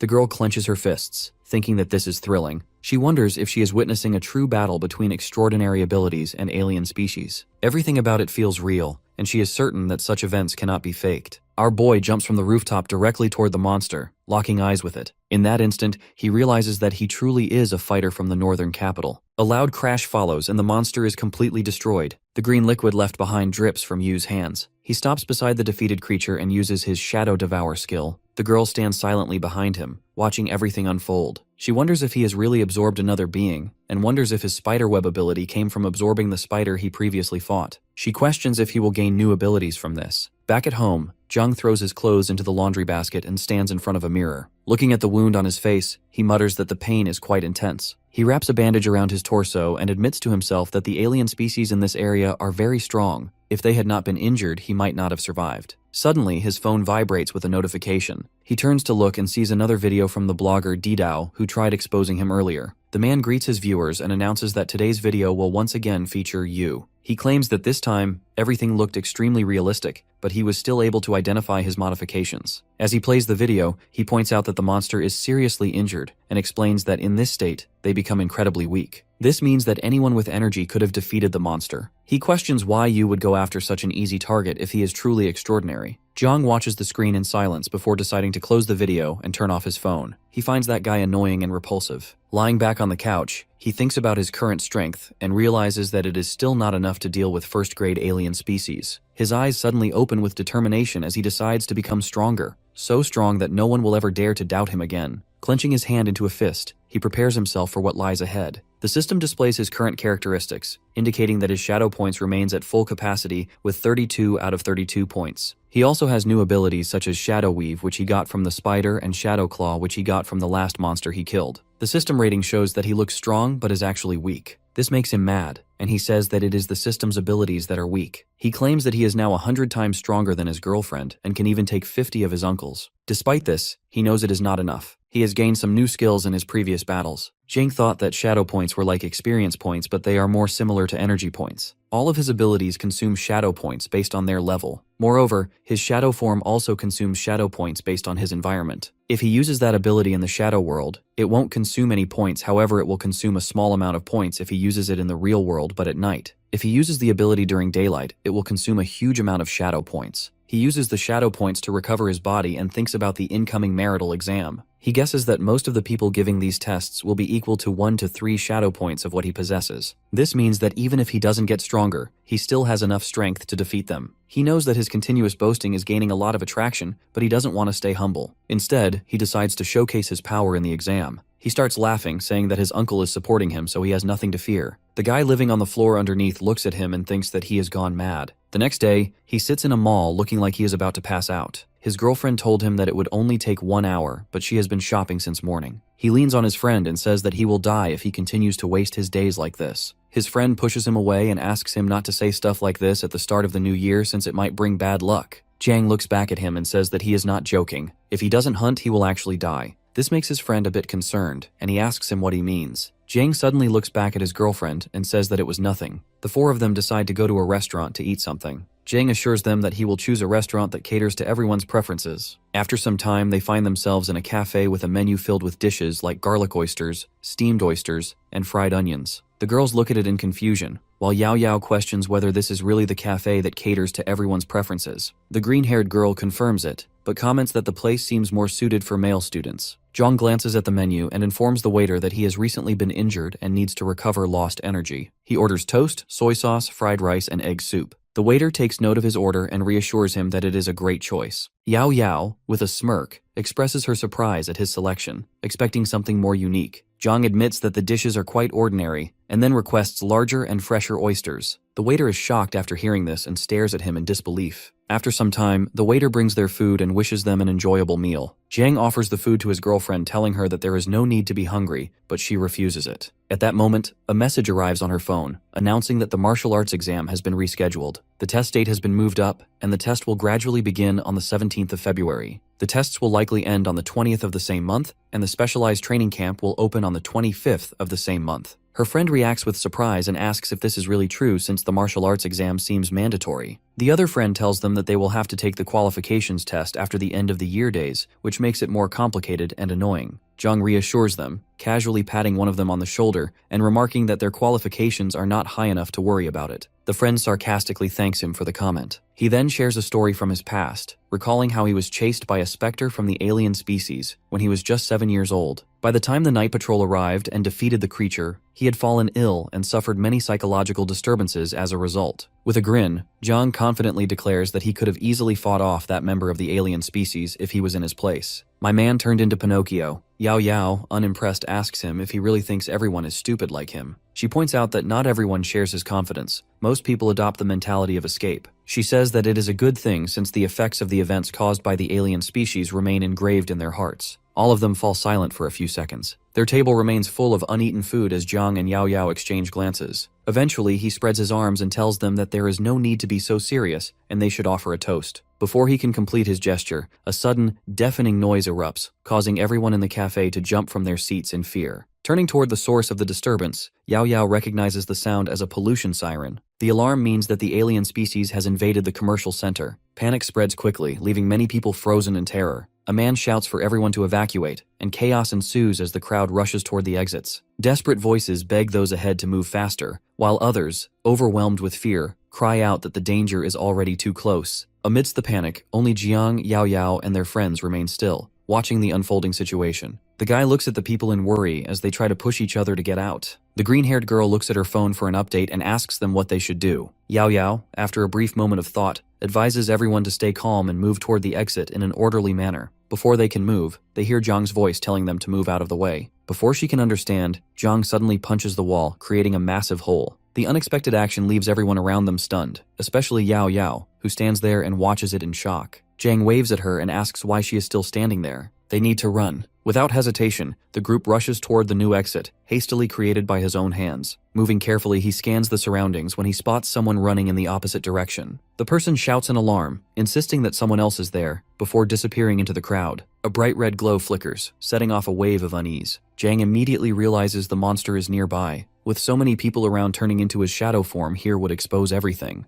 Without thinking, he grabs Yao Yao's hand, pulling her along. Panic spreads through the crowd, and gasps of fear fill the air as people struggle to catch their breath. A voice yells for them to run, but Yao Yao hesitates, questioning how the alien species were able to breach the commercial center as the defense forces were supposed to be close by. Jiang shakes his head, saying it's too late to think about that now, they just have to escape. He says that they are lucky as the people were able to evacuate, otherwise they could have had a major massacre inside the commercial center. Pointing to the side, he signals the way out. As the group reaches the exit, he suddenly stops. With a panicked expression, he tells everyone to hold on to him tightly as the place is about to collapse. Before anyone can react, the entire place crumbles and they all scream in terror. They grasp onto each other, but it's too late. Together they all fall down. Jiang struggles to his feet, wincing from the pain. Looking around, he checks on the others. Yao Yao, rubbing her chin, assures him they're mostly fine, just some scratches. They suddenly hear the voice of the other friend who screams in pain as he thinks his leg is broken. They notice him sitting in the distance with a heavy concrete block pinning his leg. Jiang hurries over, gripping an iron rod jutting from the rubble. He reassures his injured friend, promising to help. With a determined effort, he lifts the slab, freeing the trapped leg. The injured one groans, but the weight is gone. Yao Yao hands him some pills, instructing him to take them as they should ease the pain. He swallows them quickly, still shaken, and glances around in fear. The guy starts sweating and asks them where they are. He feels like he is in a dark place. Yao Yu is surprised hearing this and says that she has never seen such a situation. Kneeling down, Zhang places a palm against the ground. He knows that this is the floor of the commercial center and guesses that they are in the basement. However, his expression suddenly changes. Something feels wrong. As dark energy swirls around his hand, he recognizes something. This sensation, it's too familiar. His breath catches. He thinks to himself, if they have all been pulled into the shadow layer. All around them, voices of distress fill the air. People cry out, some injured, others simply terrified. A small girl clings to her father while crying. The father soothes her, assuring her that the night patrol will come to their rescue. Zhang gets worried looking at all this. He knows that this is bad since too many people are trapped inside the shadow layer. There is no way to move within the shadow layer, which means the night patrol will take longer to arrive. If they stay here for a long time, even if they aren't attacked by the alien species, the pollution here can kill them. He knows that he has to get everyone out of here quickly. Thinking fast, he turns to Yao Yao and asks if she is wearing the watch given to her by her dad. Her eyes widen as she looks at the watch and she tells him that she forgot about it. The entire group gets a new ray of hope and they all start smiling. Pressing a button, she explains that the device can send a distress signal, which will alert the Night Patrol Division. The green-haired girl gets a bit too excited and says that Yao Yao has saved them with her intelligence. Even as the others celebrate, Zhang remains deep in thought. He isn't sure if the signal will speed up the rescue. Still, the watch should fend off the pollution for a while. The alien species may attack them at any moment now, so he can't lower his guard. Just as he prepares to activate his shadow abilities, the floor shakes violently. A new wave of terror surges through everyone as monstrous figures emerge from the darkness. Zhang looks at the creatures as he realizes that they have finally arrived. The shaking gets more tense and his friends start to scream in panic. He, on the other hand, remains calm and stares directly at the aliens with a smirk. After the smoke clears, Yao Yao starts coughing. She calls out for her friends, asking them where they are. The green-haired friend quickly moves to her side, steadying her shoulders, reassuring her that she's here. Through the swirling smoke, the other friend calls out to them and asks them where they are. Yao Yao continues searching for Jiang and calls out his name. Suddenly her friend gasps and points to a huge crack in the ground. Yao Yao's heart pounds as she asks her if he really fell down there. Destruction surrounds them, debris scattered in every direction. The white-haired girl, struggling to move, crawls out from beneath the rubble. Sitting on the ground, she looks around in confusion, trying to recall what happened. As she touches her head, the memories come rushing back. She had gone out shopping with Xiaoya when the alarm suddenly sounded, causing everyone to panic and run. Turning side to side, she desperately calls out for her friend. Her hand unexpectedly bumps into something. When she looks, her breath catches. Xiaoya's mutilated body lies beside her. A tremor runs through her and tears well up in her eyes. She stammers, struggling to process the sight, unable to believe what she is seeing. At that moment, a dark figure appears behind her. A claw swings toward her, and as she turns, realization strikes. This is how she dies. The thought of facing death in such a way never crossed her mind. She once believed such terrifying moments belonged only in films. She thinks to herself that if she was a movie heroine, the hero would rush to save her, or at least someone would try to help her. However, that is impossible since this is reality and no one is coming to save her. In the real world, there are no heroes. Bracing herself for the inevitable, she closes her eyes. Blood splatters onto the stone ground. When she opens her eyes, she sees a dark silhouette standing before her. Breathing heavily, she wipes away her tears and looks up in shock. It is Jiang, the same guy she saw in the YouTube videos. He firmly grips the monster's claw with one hand, holding it back with ease. My man trying to riz her up. Hope flickers in her eyes as she wonders if he is a hero. Without hesitation, he throws the monster into the abyss. As she observes him more closely, she recognizes him. It is really him. A system notification appears, indicating that Shadow Claw, when combined with the assassin's ability, increases attack lethality. Jang activates the skill and swiftly leaps at the monster. With a powerful strike, he sends it flying, but the creature quickly stabilizes itself, digging its claws into the ground to halt its momentum. It breathes heavily with its eyes locked onto him. The girl, unable to contain her excitement, claps her hands, overcome with enthusiasm. The whole scene feels surreal, as if she is dreaming. She stutters as she mentions that he is the assassin. Jongyu notices her excitement, and before he can react, she rushes to him, snapping photos and eagerly grabbing his hand. She expresses her admiration, telling him how she has watched all his videos and finds him incredibly impressive. However, he calls her a little girl and tells her that her stockings and dress are all torn apart. Realizing this, she hesitates before stepping back, suddenly self-conscious. She asks if her appearance bothers him. He quickly reassures her that it is nothing, but she playfully insists that if he dislikes it, she can always go home and change into something better. Our boy gets a bit carried away and asks her if the dress will be made of silk. The girl tells him not to focus on the silk, as she will also bring him some spicy chicken. Meanwhile, the monster, watching their exchange, grows impatient, letting out a menacing growl. Noticing this, Zhang's expression turns serious. He tells her that they can discuss the details of the dress later. With a sudden shift in demeanor, he leaps forward, declaring that the hunt has begun. The monster, looking around in confusion, struggles to track his movements. Then, without warning, something strikes the back of its head. Zhang lands nearby, gripping a weighted rope he just used to attack. The monster lunges at him, but he swiftly dodges and lands gracefully on the ground. Behind him, the creature lets out a frustrated roar. Assessing the situation,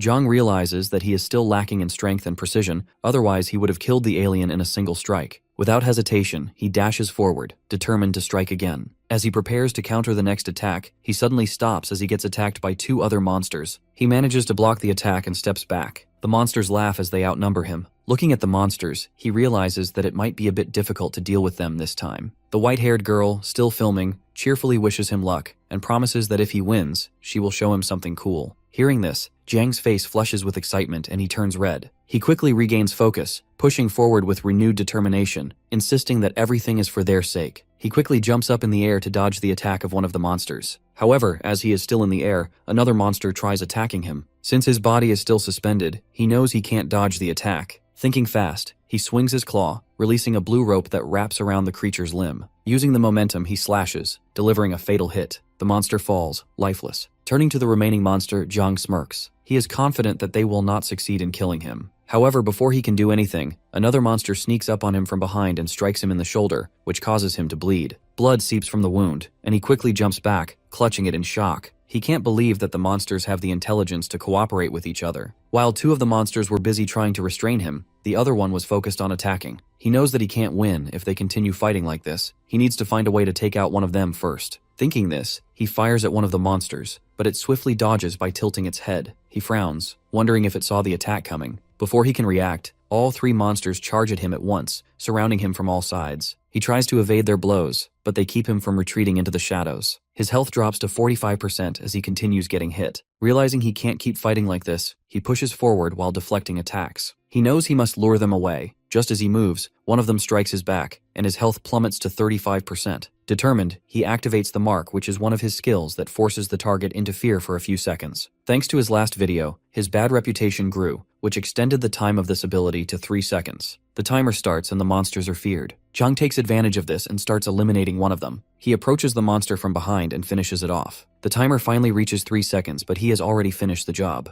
As he stands above the fallen corpse, the system informs him that the hunt was a success. As a reward, his shadow form grows stronger, reducing the energy needed for his abilities. In the shadow layer, his recovery and energy absorption improves. He immediately heals his deep wound and looks at his clawed hands. He then turns towards the other monsters and says that it's their turn now. The two remaining monsters stare at him in fear. His health climbs back to 55%, and dark energy radiates from him. He taunts them, asking why they are afraid of coming near him when they were just trying to kill him a few moments ago. If they won't attack, he will. Just as he moves, bright rays of light suddenly appear. He halts, confused. Where is this light coming from in the shadow layer? Blue sparks flicker around him, and a strange pull urges him toward the light. The others notice it too and let out loud growls. At that moment, the night patrol arrives, led by Commander Song Ching-an. In his hand, he holds the eternal flame, which is used to disperse shadows and can serve as a good source of illumination. Extending his hand, he releases a stream of green energy and silently points at Jiang. Jiang, slightly uneasy, asks what's going on. He shouts at them, trying to assure them that he is on their side.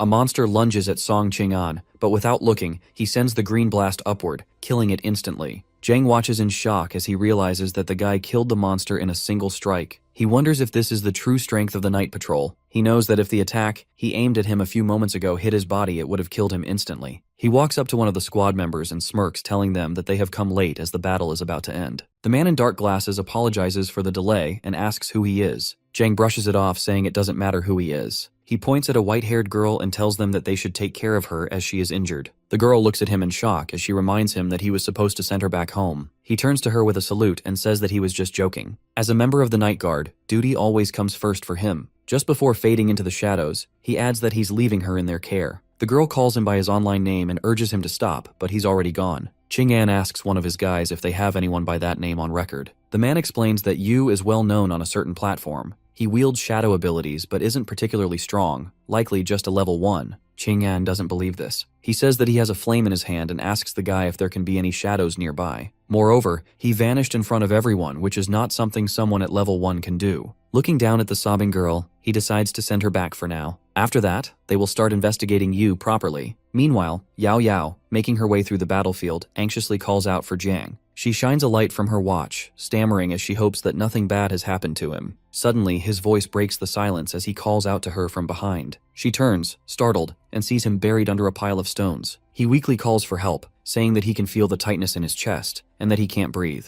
Rushing over, she reassures him, telling him to hold on while she removes the debris. As she reaches for him, he grabs her hand and tells her that he can't hold on any longer, so she should just pull him directly. She asks him how she can safely pull him out with this much pressure from the rocks. However, as she uses a bit of effort, Jang comes out of the rubble. She looks at him in silence as she realizes that something is not right. She points towards the rubble and asks him if this stone isn't the one holding him. Jang laughs and tells her that he could have gotten out by himself, but maybe he was just afraid that his body wouldn't move. Her eyes narrow as she examines his back. There's a deep wound. She asks him if it was also caused by the stone. He responds again, saying that he doesn't know, though in his mind, he knows that the stone didn't do anything and the wound was left by the monster. He asks her about their friends. She then explains with a smile that the rescue was carried out by the night patrol, and because of that, Feng Xiaoxiao and Liu Yuqiang were taken away. He asks for clarification, wondering if she has stayed behind just to find him. Yao Yao, feeling embarrassed, turns away and crosses her arms before replying. She insists that if something were to happen to him, she wouldn't be able to face his uncle. Her words leave him speechless, and tears begin to form in his eyes. Overcome with emotion, he suddenly hugs her. Yao Yao is completely taken aback by his reaction, but she quickly starts hitting him, demanding that he let her go. However, Zhang Yu continues holding on. He tells her that he just saw many strange creatures carrying large knives and cutting everywhere. He says that he is scared and needs to hug her to feel safe, but she remains frustrated and asks him to get away. Suddenly, the two of them hear a voice drawing their attention. A green-haired girl, holding a lantern, approaches and asks them if they are okay since she heard a scream. Yao Yao immediately shoves Zhang away and assures her that everything is fine. He quickly agrees, backing up her claim. The girl expresses relief and asks them to follow her as she will lead them out of there. Just as they are about to leave, Zhang suddenly cries out. Yao Yao, now concerned, asks what happened. He wipes away his tears and reassures her that it's nothing. At that moment, a realization dawns on him. He had completely forgotten to absorb the shadow points from the creatures he had defeated. The next morning, inside the Night Patrol headquarters, Zhang is being interrogated. He sits in the interrogation room with a girl named Li Yuan, who is an officer of the Night Patrol. He tells her that his name is Jiang and he is 18 years old. The entire conversation is being recorded. The girl then asks him if he started his school this year, and he confirms it. She tells him that the recent incident has affected him quite a lot. According to standard procedure, individuals involved in the incident must receive psychological treatment and medication from a Night Patrol office, and the effects of this treatment will last for a month. She looks at him and explains that during this period, if the military exam is conducted, the evaluation grade for the qualification test will decrease significantly. Hearing this, Zhang asks her if he can just skip the treatment since he feels mentally well. The girl elaborates, warning him that contamination effects can remain hidden, and by the time symptoms appear, it might be too late. Because of this, treatment is mandatory. He tells her that he has less than 10 days left until the military exam and says that it might create a conflict with the timing. She reassures him that there's no need to worry, as similar incidents have happened in the past, and the Night Patrol has developed policies to accommodate such cases. If needed, individuals can apply in advance for special considerations. Curious about the process, Jiang listens as she places a document in front of him and instructs him to have his parents or guardian sign it. Preliminary testing, she explains, is conducted during night patrols, with results recorded in the system. The procedure is structured like an exam, using the same equipment and ensuring fairness. The night patrol also guarantees safety in case of unexpected complications. Jung calmly informs her that his guardian is his uncle, who also works for the night patrol. Hearing this, the girl comments that this simplifies matters and asks for his uncle's name. Jang hesitates before responding and reveals that his uncle works in the East Zone 1 in a regular administrative position. He tells her that his uncle is Li Shengguang.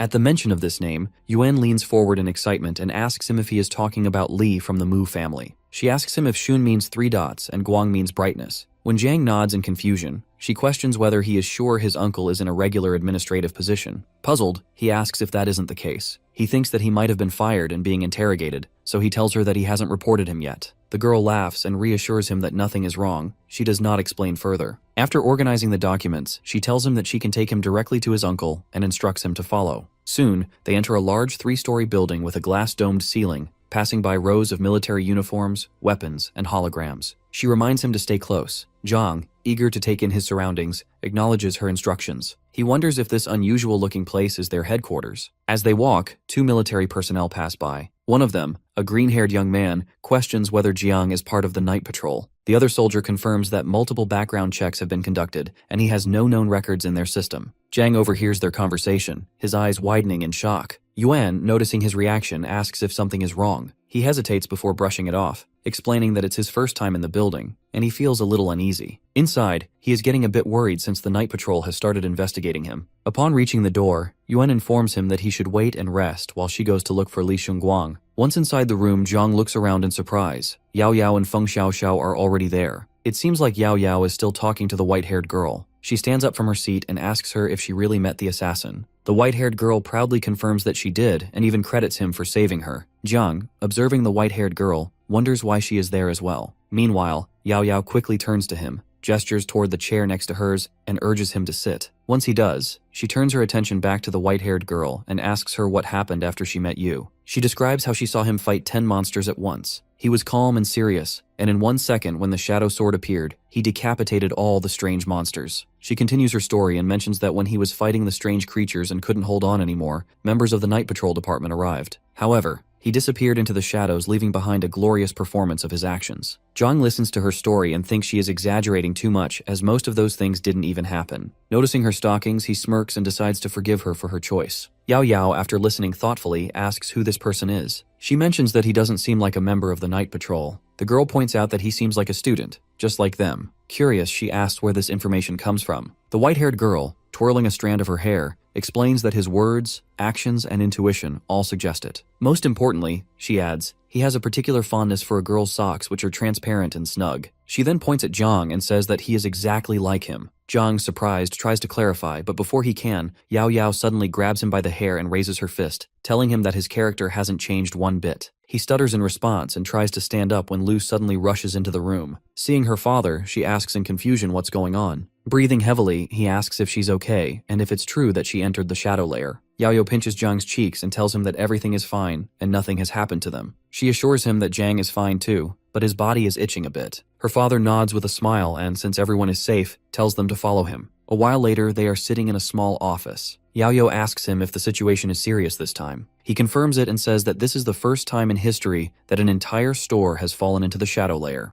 The number of victims is still being counted, but thankfully, no one was hurt. Due to this incident, he informs them that their test will be conducted earlier than planned. As he speaks, he reaches for a cigarette but stops when he sees Lu Yao Yao's disapproving look. He starts explaining to them the test and mentions that it is divided into 2 stages. The first stage is the ability test and the second stage is the willpower test. He puts his cigarette back on the table and says that the ability test is also called the initial awakening test, where students are exposed to contamination to awaken their abilities. This test is relatively low risk as it determines students' specialties based on the characteristics of their abilities. After that, there's the willpower qualification test, where their willpower and mental strength will determine their success or failure. He leans forward with a serious expression and reveals that the final test is what determines if they are extraordinary or not. Zhang asks him if this means that willpower is the key to the second test. The stronger someone's willpower, the more chances of them being successful. Lu's father shakes his head and clarifies that it's not that simple. Some people can endure extreme pain, like losing an arm, yet their qualifications remain average. Others, who seem carefree or foolish, sometimes show the greatest potential. Willpower isn't just measured solely by endurance, it also encompasses believing in goodness, resisting evil, and adapting to pollution. In short, it's a complex matter. Zhang raises his hand, asking if specific thoughts can affect willpower.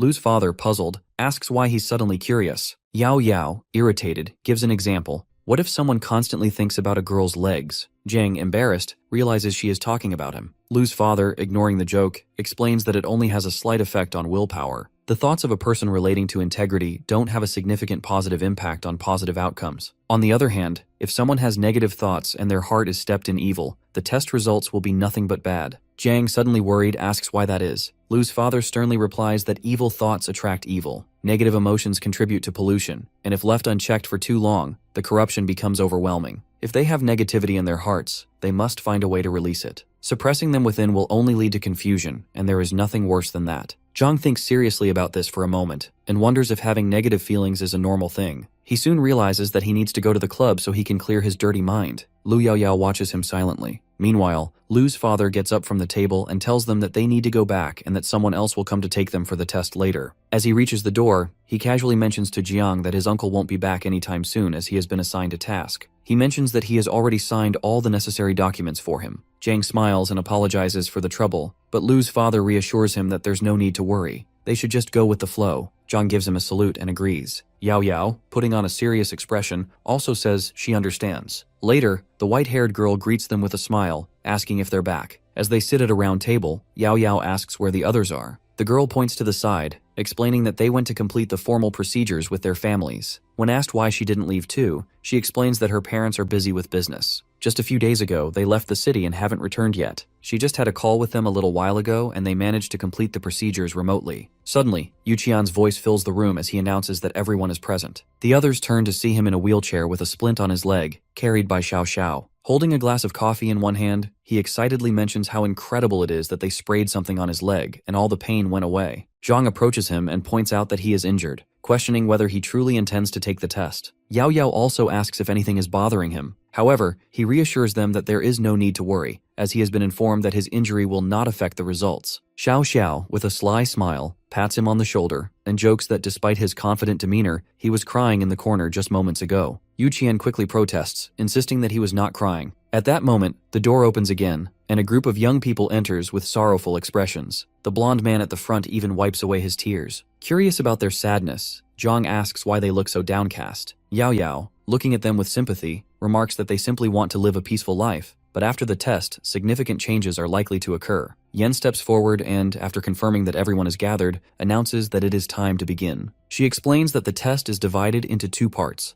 ability testing and willpower assessment. The ability test evaluates their potential for development, destructive power, and capacity to utilize their skills. Abilities are categorized into 4 levels: low, medium, high, and advanced. The willpower test, on the other hand, measures their resistance to external influences, with results indicated by 6 different colors: white, green, blue, purple, red, and orange. In previous years, individuals with level 1 abilities were not required to take the test, but this time, participation is mandatory for everyone. Their potential to become special is assessed at every stage of their growth. She emphasizes that with strong willpower, even if the ability is weak, there might be a chance of acceptance. However, if one's willpower is weaker than their abilities and their qualifications are not in line with their requirements, they will only be able to work in the civil service. With that, she shuts the folder with a decisive motion and instructs them to follow her outside. As all the applicants wait in the room, Jiang, standing by the glass, notices a man in the next room standing beside a covered object. Suddenly, a loud voice from the speakers calls Xiao Xiao and instructs her to step forward into the room. Startled, she responds hesitantly before stepping forward. As the doors open, the voice reassures her that there is nothing to worry about. She looks back at her friends with a worried expression and decides to move forward, saying that she is ready. As she enters the room, she meets the man standing next to that strange object. Those in the waiting area press against the glass, watching closely. Without warning, the man pulls away the cloth, revealing a massive, sparkling diamond. He then signals for the test to begin. The light above the entrance switches from green to red, and the room darkens. Yuqian wonders what they are doing and asks if it is really necessary for them to turn off the lights for the test. Yao Yao, also observing carefully, speculates that this is a test of willpower. Meanwhile, Zhang stares in silence as he thinks to himself how familiar he has gotten with the darkness. He has been spending a lot of time in the shadow layer. In the dimly lit room, Xiao Xiao stands still, and Yu, watching from the outside, notices something unusual. There is a stone on her foot, and it seems to glow. It seems like she is facing some intense resistance, and wonders if the glowing stone is doing that. Moments later, the bright light suddenly returns, causing everyone to squint. As Xiao Xiao leaves the room, Yao Yo rushes over to her, eager to hear about her experience. Yu Qian also asks if she has completed the test. However, she shakes her head, explaining that she lacks the necessary willpower. Despite years of training, she has never managed to improve in this area. Yu Qian points at her and expresses his disbelief and questions how this is possible. He didn't know that she wanted to become special and had put in so much effort. She admits that she tried, but nothing worked. Just then, another announcement calls for him to take the test. Instantly, his expression changes to one of concern. As he makes his way to the door, he keeps repeating to himself that he does not want to be special and wishes for this not to happen. Watching him leave, Xiao Xiao remarks that he has nothing to worry about since he won't pass the test anyway. After some time, the red light outside the room turns green. Yu Qian reappears looking stunned. He mutters in disbelief that he has actually passed. Xiao Xiao, shocked by the revelation, reacts with surprise. They sit down next to each other, and Xiao Xiao, still upset, repeats how much she wanted to pass but failed. Yu Qian, on the other hand, had not wanted to take the test but has succeeded. Observing them, Yao Yao sighs in frustration and comments on how unexpected life can be. Meanwhile, the voice from the speakers calls Yao Yao's name, signaling her turn. Taking a deep breath, she turns to Jiang with a smile and says that she will see him later. As she steps into the testing area, she crosses her arms and focuses. Streams of red energy begin to radiate from her, and the stone on her foot emits a brilliant glow. Jiang, watching closely, notices something different. Her stone is turning red, while it is emitting a green light for his fat friend before her. He remembers that willpower is divided into specific colors from levels 1 to 6. His eyes widen in surprise as he realizes that red is level 5. The lamp above the doors turns green, signaling the completion of the test. As soon as she steps out, her friend anxiously asks if the test is over. Yao Yao, still keeping her arms crossed and looking down, confirms with a simple yes. Standing nearby, Jiang laughs awkwardly and asks if she is exhausted. She struggles to catch her breath but only tells him that he will understand everything once he goes inside. Without hesitation, Jiang rushes toward her and embraces her, jokingly asking why she doesn't give him some motivation. She clenches her teeth, visibly irritated, and pushes him away, telling him to leave her alone. Just then, an announcement is made, calling Jiang the next participant. Excited, he runs toward the door, waves at her, and heads inside. Watching him go, she clenches her fists but still manages a small smile, wishing him good luck. He thanks her and walks inside. As soon as Jiang steps into the room, the lamp above the door turns red. A man approaches him, holding a piece of paper, and asks for his name. Jiang confirms his identity, after which the man takes his application and hands him a small test tube with a blue lid. He then asks if Jiang has already awakened his abilities. Jiang nods in confirmation. The man instructs him to drink the liquid. However, as he looks up from the papers, his expression changes to one of surprise, and he questions again whether Jiang has really awakened his abilities. Jiang, having already consumed the liquid, tells him that he woke up naturally. The man, seemingly dismissing any further questions, points toward a stone and a blindfold, stating that they should just start the willpower test directly and instructs him to put it on. Soon, Jiang stands in the middle of the room with the blindfold on. He suddenly feels a presence as the man places both hands on his shoulders. The man reassures him to stay calm and let his instincts guide him. He explains that since Jiang's abilities have awakened, he will soon experience his consciousness separating from his body. There is nothing to fear, he just needs to move ahead. With that, the man pushes him forward, urging him to go. As Jiang steps forward, something feels off. He senses himself falling into an endless void. A blue shimmer surrounds him, and then, in an instant, he lands on a water-like surface. Looking at his hands, he marvels at the strange sensation. His body feels weightless, yet he remains connected to it. Experimenting with his movement, he makes large jumps across the water, enjoying the surreal experience. The man, observing from a distance, watches in bewilderment as Jiang moves erratically, twisting and leaping. He exclaims at how unusual it is, but quickly warns him to stop jumping, as it could disrupt the test. Jiang quickly composed himself, acknowledging the warning. He then begins running toward a large glowing stone in the distance. It seems too easy at first, but as he moves forward, he notices a strange change. His body starts sinking. His eyes widen in shock as he realizes that he is being pulled underwater. The deeper he goes, the heavier his body becomes, making it harder to breathe. As he descends further, unfamiliar emotions flood his mind: despair, sadness, and anger. But through clenched teeth, he forces himself to focus. He understands now. He must resist these emotions. Just as he surfaces from the water, a familiar voice calls out his name. Turning around, Jiang is stunned to see his uncle, Li, standing behind him. Confused, he asks him what he is doing here. His uncle looks at him with a firm expression and tells him that he can't be extraordinary by his nature. He will only hurt others and himself. Panic sets in as Jiang turns and runs, shouting that it must be an illusion. But as he looks ahead, Li appears again, blocking his way. He tells him that he must realize his inability to do this. Suddenly, more clones of his uncle show up. They tell him that their great prosperity has collapsed. Mountains and rivers were destroyed by the invasion of the strange creatures, and the world is dangerous. He insists that Jiang could live a happy life without getting involved in such things, and asks why he is so insistent on becoming extraordinary. They point forward and tell him that the extraordinary is not just strong, but they also have a strong willpower. A massive creature appears in front of them, and members of the night patrol run towards it with torches in their hands. The image of his uncle points to these men and asks him if he is really capable of becoming like them. The creature rampages through the city, leaving devastation in its wake. Buildings crumble, stones scatter from the force of its destruction, and lifeless bodies fall from the sky. Jang watches in horror, covering his head with his hands as the terrifying sight unfolds before him.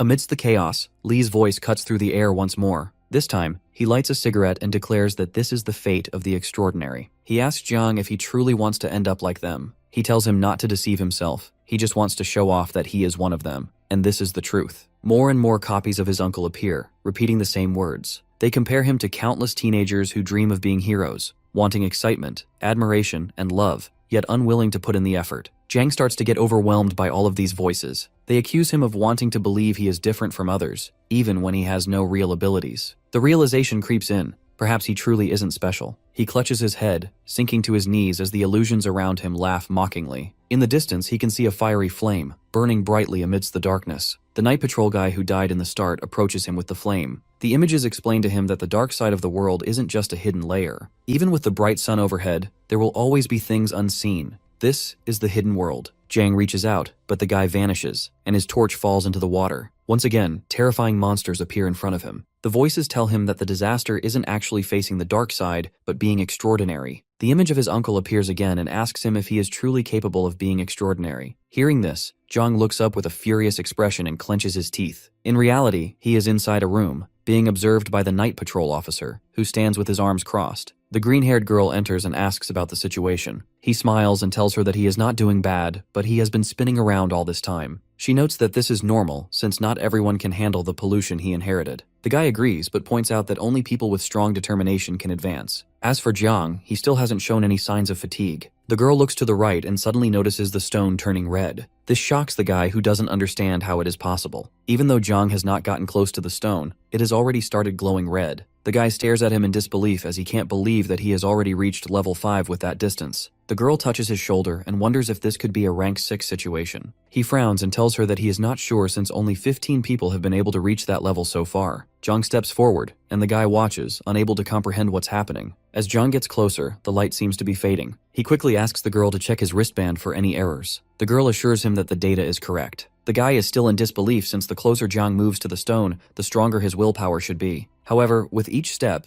it seems like his willpower is getting weaker. Jiang continues moving cautiously, reaching out toward the stone. The guy, still confused, questions if this is some kind of joke. Even someone at rank 6 shouldn't be able to do this. Yet, at that moment, Jiang finally places his hand on the stone. A bright yellow light radiates from it, and a black vortex appears in the sky. A voice echoes in Jiang's mind, telling him that he shouldn't seek to be special. He should think about his life, his friends, and the people he cares about. Suddenly, Yao Yao appears before him, offering her hand with a warm smile. He takes it, and the voice reminds him that this is where he belongs. Jiang finally talks to the voice and says it is enough. The illusion shatters and he is back in the room. He comments that it was talking in his ear and wonders if it was part of the test. He smiles and wishes that he at least should have been offered all the girls. Inside that strange vortex, he starts walking towards his uncle, who now seems a bit anxious. Jiang admits that at first he was a bit scared and even a bit resentful. At first, he only wanted to be seen as a hero, without truly caring about anything else. But in this world, there are no superheroes, only ordinary people who succeed through their dedication and hard work. It is thanks to their silent efforts that led to the peace and stability they enjoy today. He reaches out to grab the torch and mentions that he has already enjoyed peace once before. The entire atmosphere lights up as Jiang says that this time, he doesn't want to hide under others' shelter anymore. He raises the flame and announces that he wants to become the eternal flame for others. His uncle stares at him in shock as he claims that he wants to light up the darkness. The scene changes to the office where Lu's assistant approaches him with documents, reporting that the ground collapse incident had affected the 2nd, 3rd, and 4th floors of the shopping center. The 5th floor was also damaged, though not entirely. About 850 people were involved. 700 were trapped in the shadow layer. Over 650 have been rescued, and the recuse operation is still ongoing. Meanwhile, a group of 30 students who are about to take a self-defense arts exam will be divided into multiple batches for early screening, followed by immediate elimination of pollution by using light. Lu turns to the guy sitting on the chair and asks him about the pollution assessment department. The guy tells him that the results have already come out, and he has sent the image to him. The report details the presence of shadow creatures with the codename Yu Ling, classified as Pollution Level 1. The three spirits share similar structures, including bones and many artificial traces. Lu's expression changes to shock as the guy reveals that these artificial traces point to them being transformed from humans. The assistant yells in disbelief that this is not possible since the transformation and pollution process varies from person to person and takes various directions. He mentions that it is almost impossible to have three incredibly similar transformed beings. Lighting a cigarette, Lu walks to the window and says that someone significant has developed something. He looks outside and says that the people lurking in the shadows can no longer remain hidden. Just then, a bright beam of light appears before him, making him pause in confusion. His cigarette slips from his mouth as he realizes that this light is coming from the extraordinary test room. Rushing toward the testing room, he pushes through the crowd, muttering apologies as he moves past people. He knows that the highest result in the willpower test has always been an orange light. There has never been any mention of gold. As he reaches the room and opens the door, he notices a group of people with confused expressions. The green-haired girl points to the test room and says the name Zhang. Lu's expression twists in shock as his gaze fixes on the brilliant golden light radiating from Zhang's hand. He opens his eyes and turns to see all his friends watching in silence. Later, Lu finds him in the restroom, hands him a bottle of water, and urges him to drink. Zhang accepts it with gratitude and asks about Yao Yao and the others. Lu reassures him that they are resting in the break room and have not been informed of the situation. Lu tells him that he gave him a big surprise. The 5th stage, and even the 6th stage, are understandable, but he managed to pull off something even bigger. Jane grins and curiously asks if his golden light is legendary and superior to the 6th rank. Lu hesitates before admitting that it is hard to say for certain. He hints that people like him are often subjected to research and observation. Upon hearing this, Zhang chokes on his water. Lu finds his reaction amusing and asks if he is truly afraid. He assures him that they won't dissect him, but someone will still take him for data collection in a bit. His data will be sent to various night patrols and he will be closely monitored. Zhang, still unsettled, questions if the situation is truly that serious. Lu reassures him, patting him on the shoulder and promising to accompany him through a few necessary procedures. Our boy looks down with a smile as he thinks to himself that this is an opportunity for him to show off. In the next scene, he sits in front of a panel of 3 officers answering questions about his name and age. He introduces himself as Zhang and states that he is 18 years old. When asked about his hobbies, he simply replies that he spends his free time reading and playing sports. Outside the room, a crowd has gathered in the corridor, watching the live feed on a screen. Many doubt that an ordinary-looking boy could be responsible for the golden light. Some even speculate that the system has made an error, as golden light does not necessarily signify genius. Meanwhile, 3 serious-looking men in suits observe the interview in silence. When Yu is questioned about his experience during the willpower test, he tells them that he saw countless night patrol members holding torches and advancing. They were moving forward with determination and fighting against a giant creature. In his mind, Zhang thinks that this is all too boring since this is the script prepared by his uncle. He is the Golden Legend and he doesn't want to follow the procedure. Lu then asks what has gone through his mind when he saw the others. He lowers his gaze and admits that he felt a sensation of transcendence. He sensed the weight of responsibility pressing on his shoulders, but just as he is about to continue, he stops speaking. Lu urges him to go on. Instead of responding directly, Zhang unexpectedly asks about the map hanging in Lu's office. His question takes his uncle by surprise, but he confirms it. At that moment, Zhang suddenly springs up from his seat, kicks the table, and exclaims that only 5 out of 10 places remain. He insists that their situation is far more complicated than it seems, and that he needs to uncover the truth. Lu watches in bewilderment, unsure of what he is trying to achieve. Zhang then begins gesturing wildly, praying for the youth of Dazhou to break free from the chill. He recalls struggling to ignite a torch, only to fail and become the sole source of light himself. As he speaks, his body once again radiates a brilliant golden glow, causing Lu to hide his face in embarrassment. Lu turns to the panel and apologizes for Zhang's unpredictable behavior. He notices that they are both moved by the scene.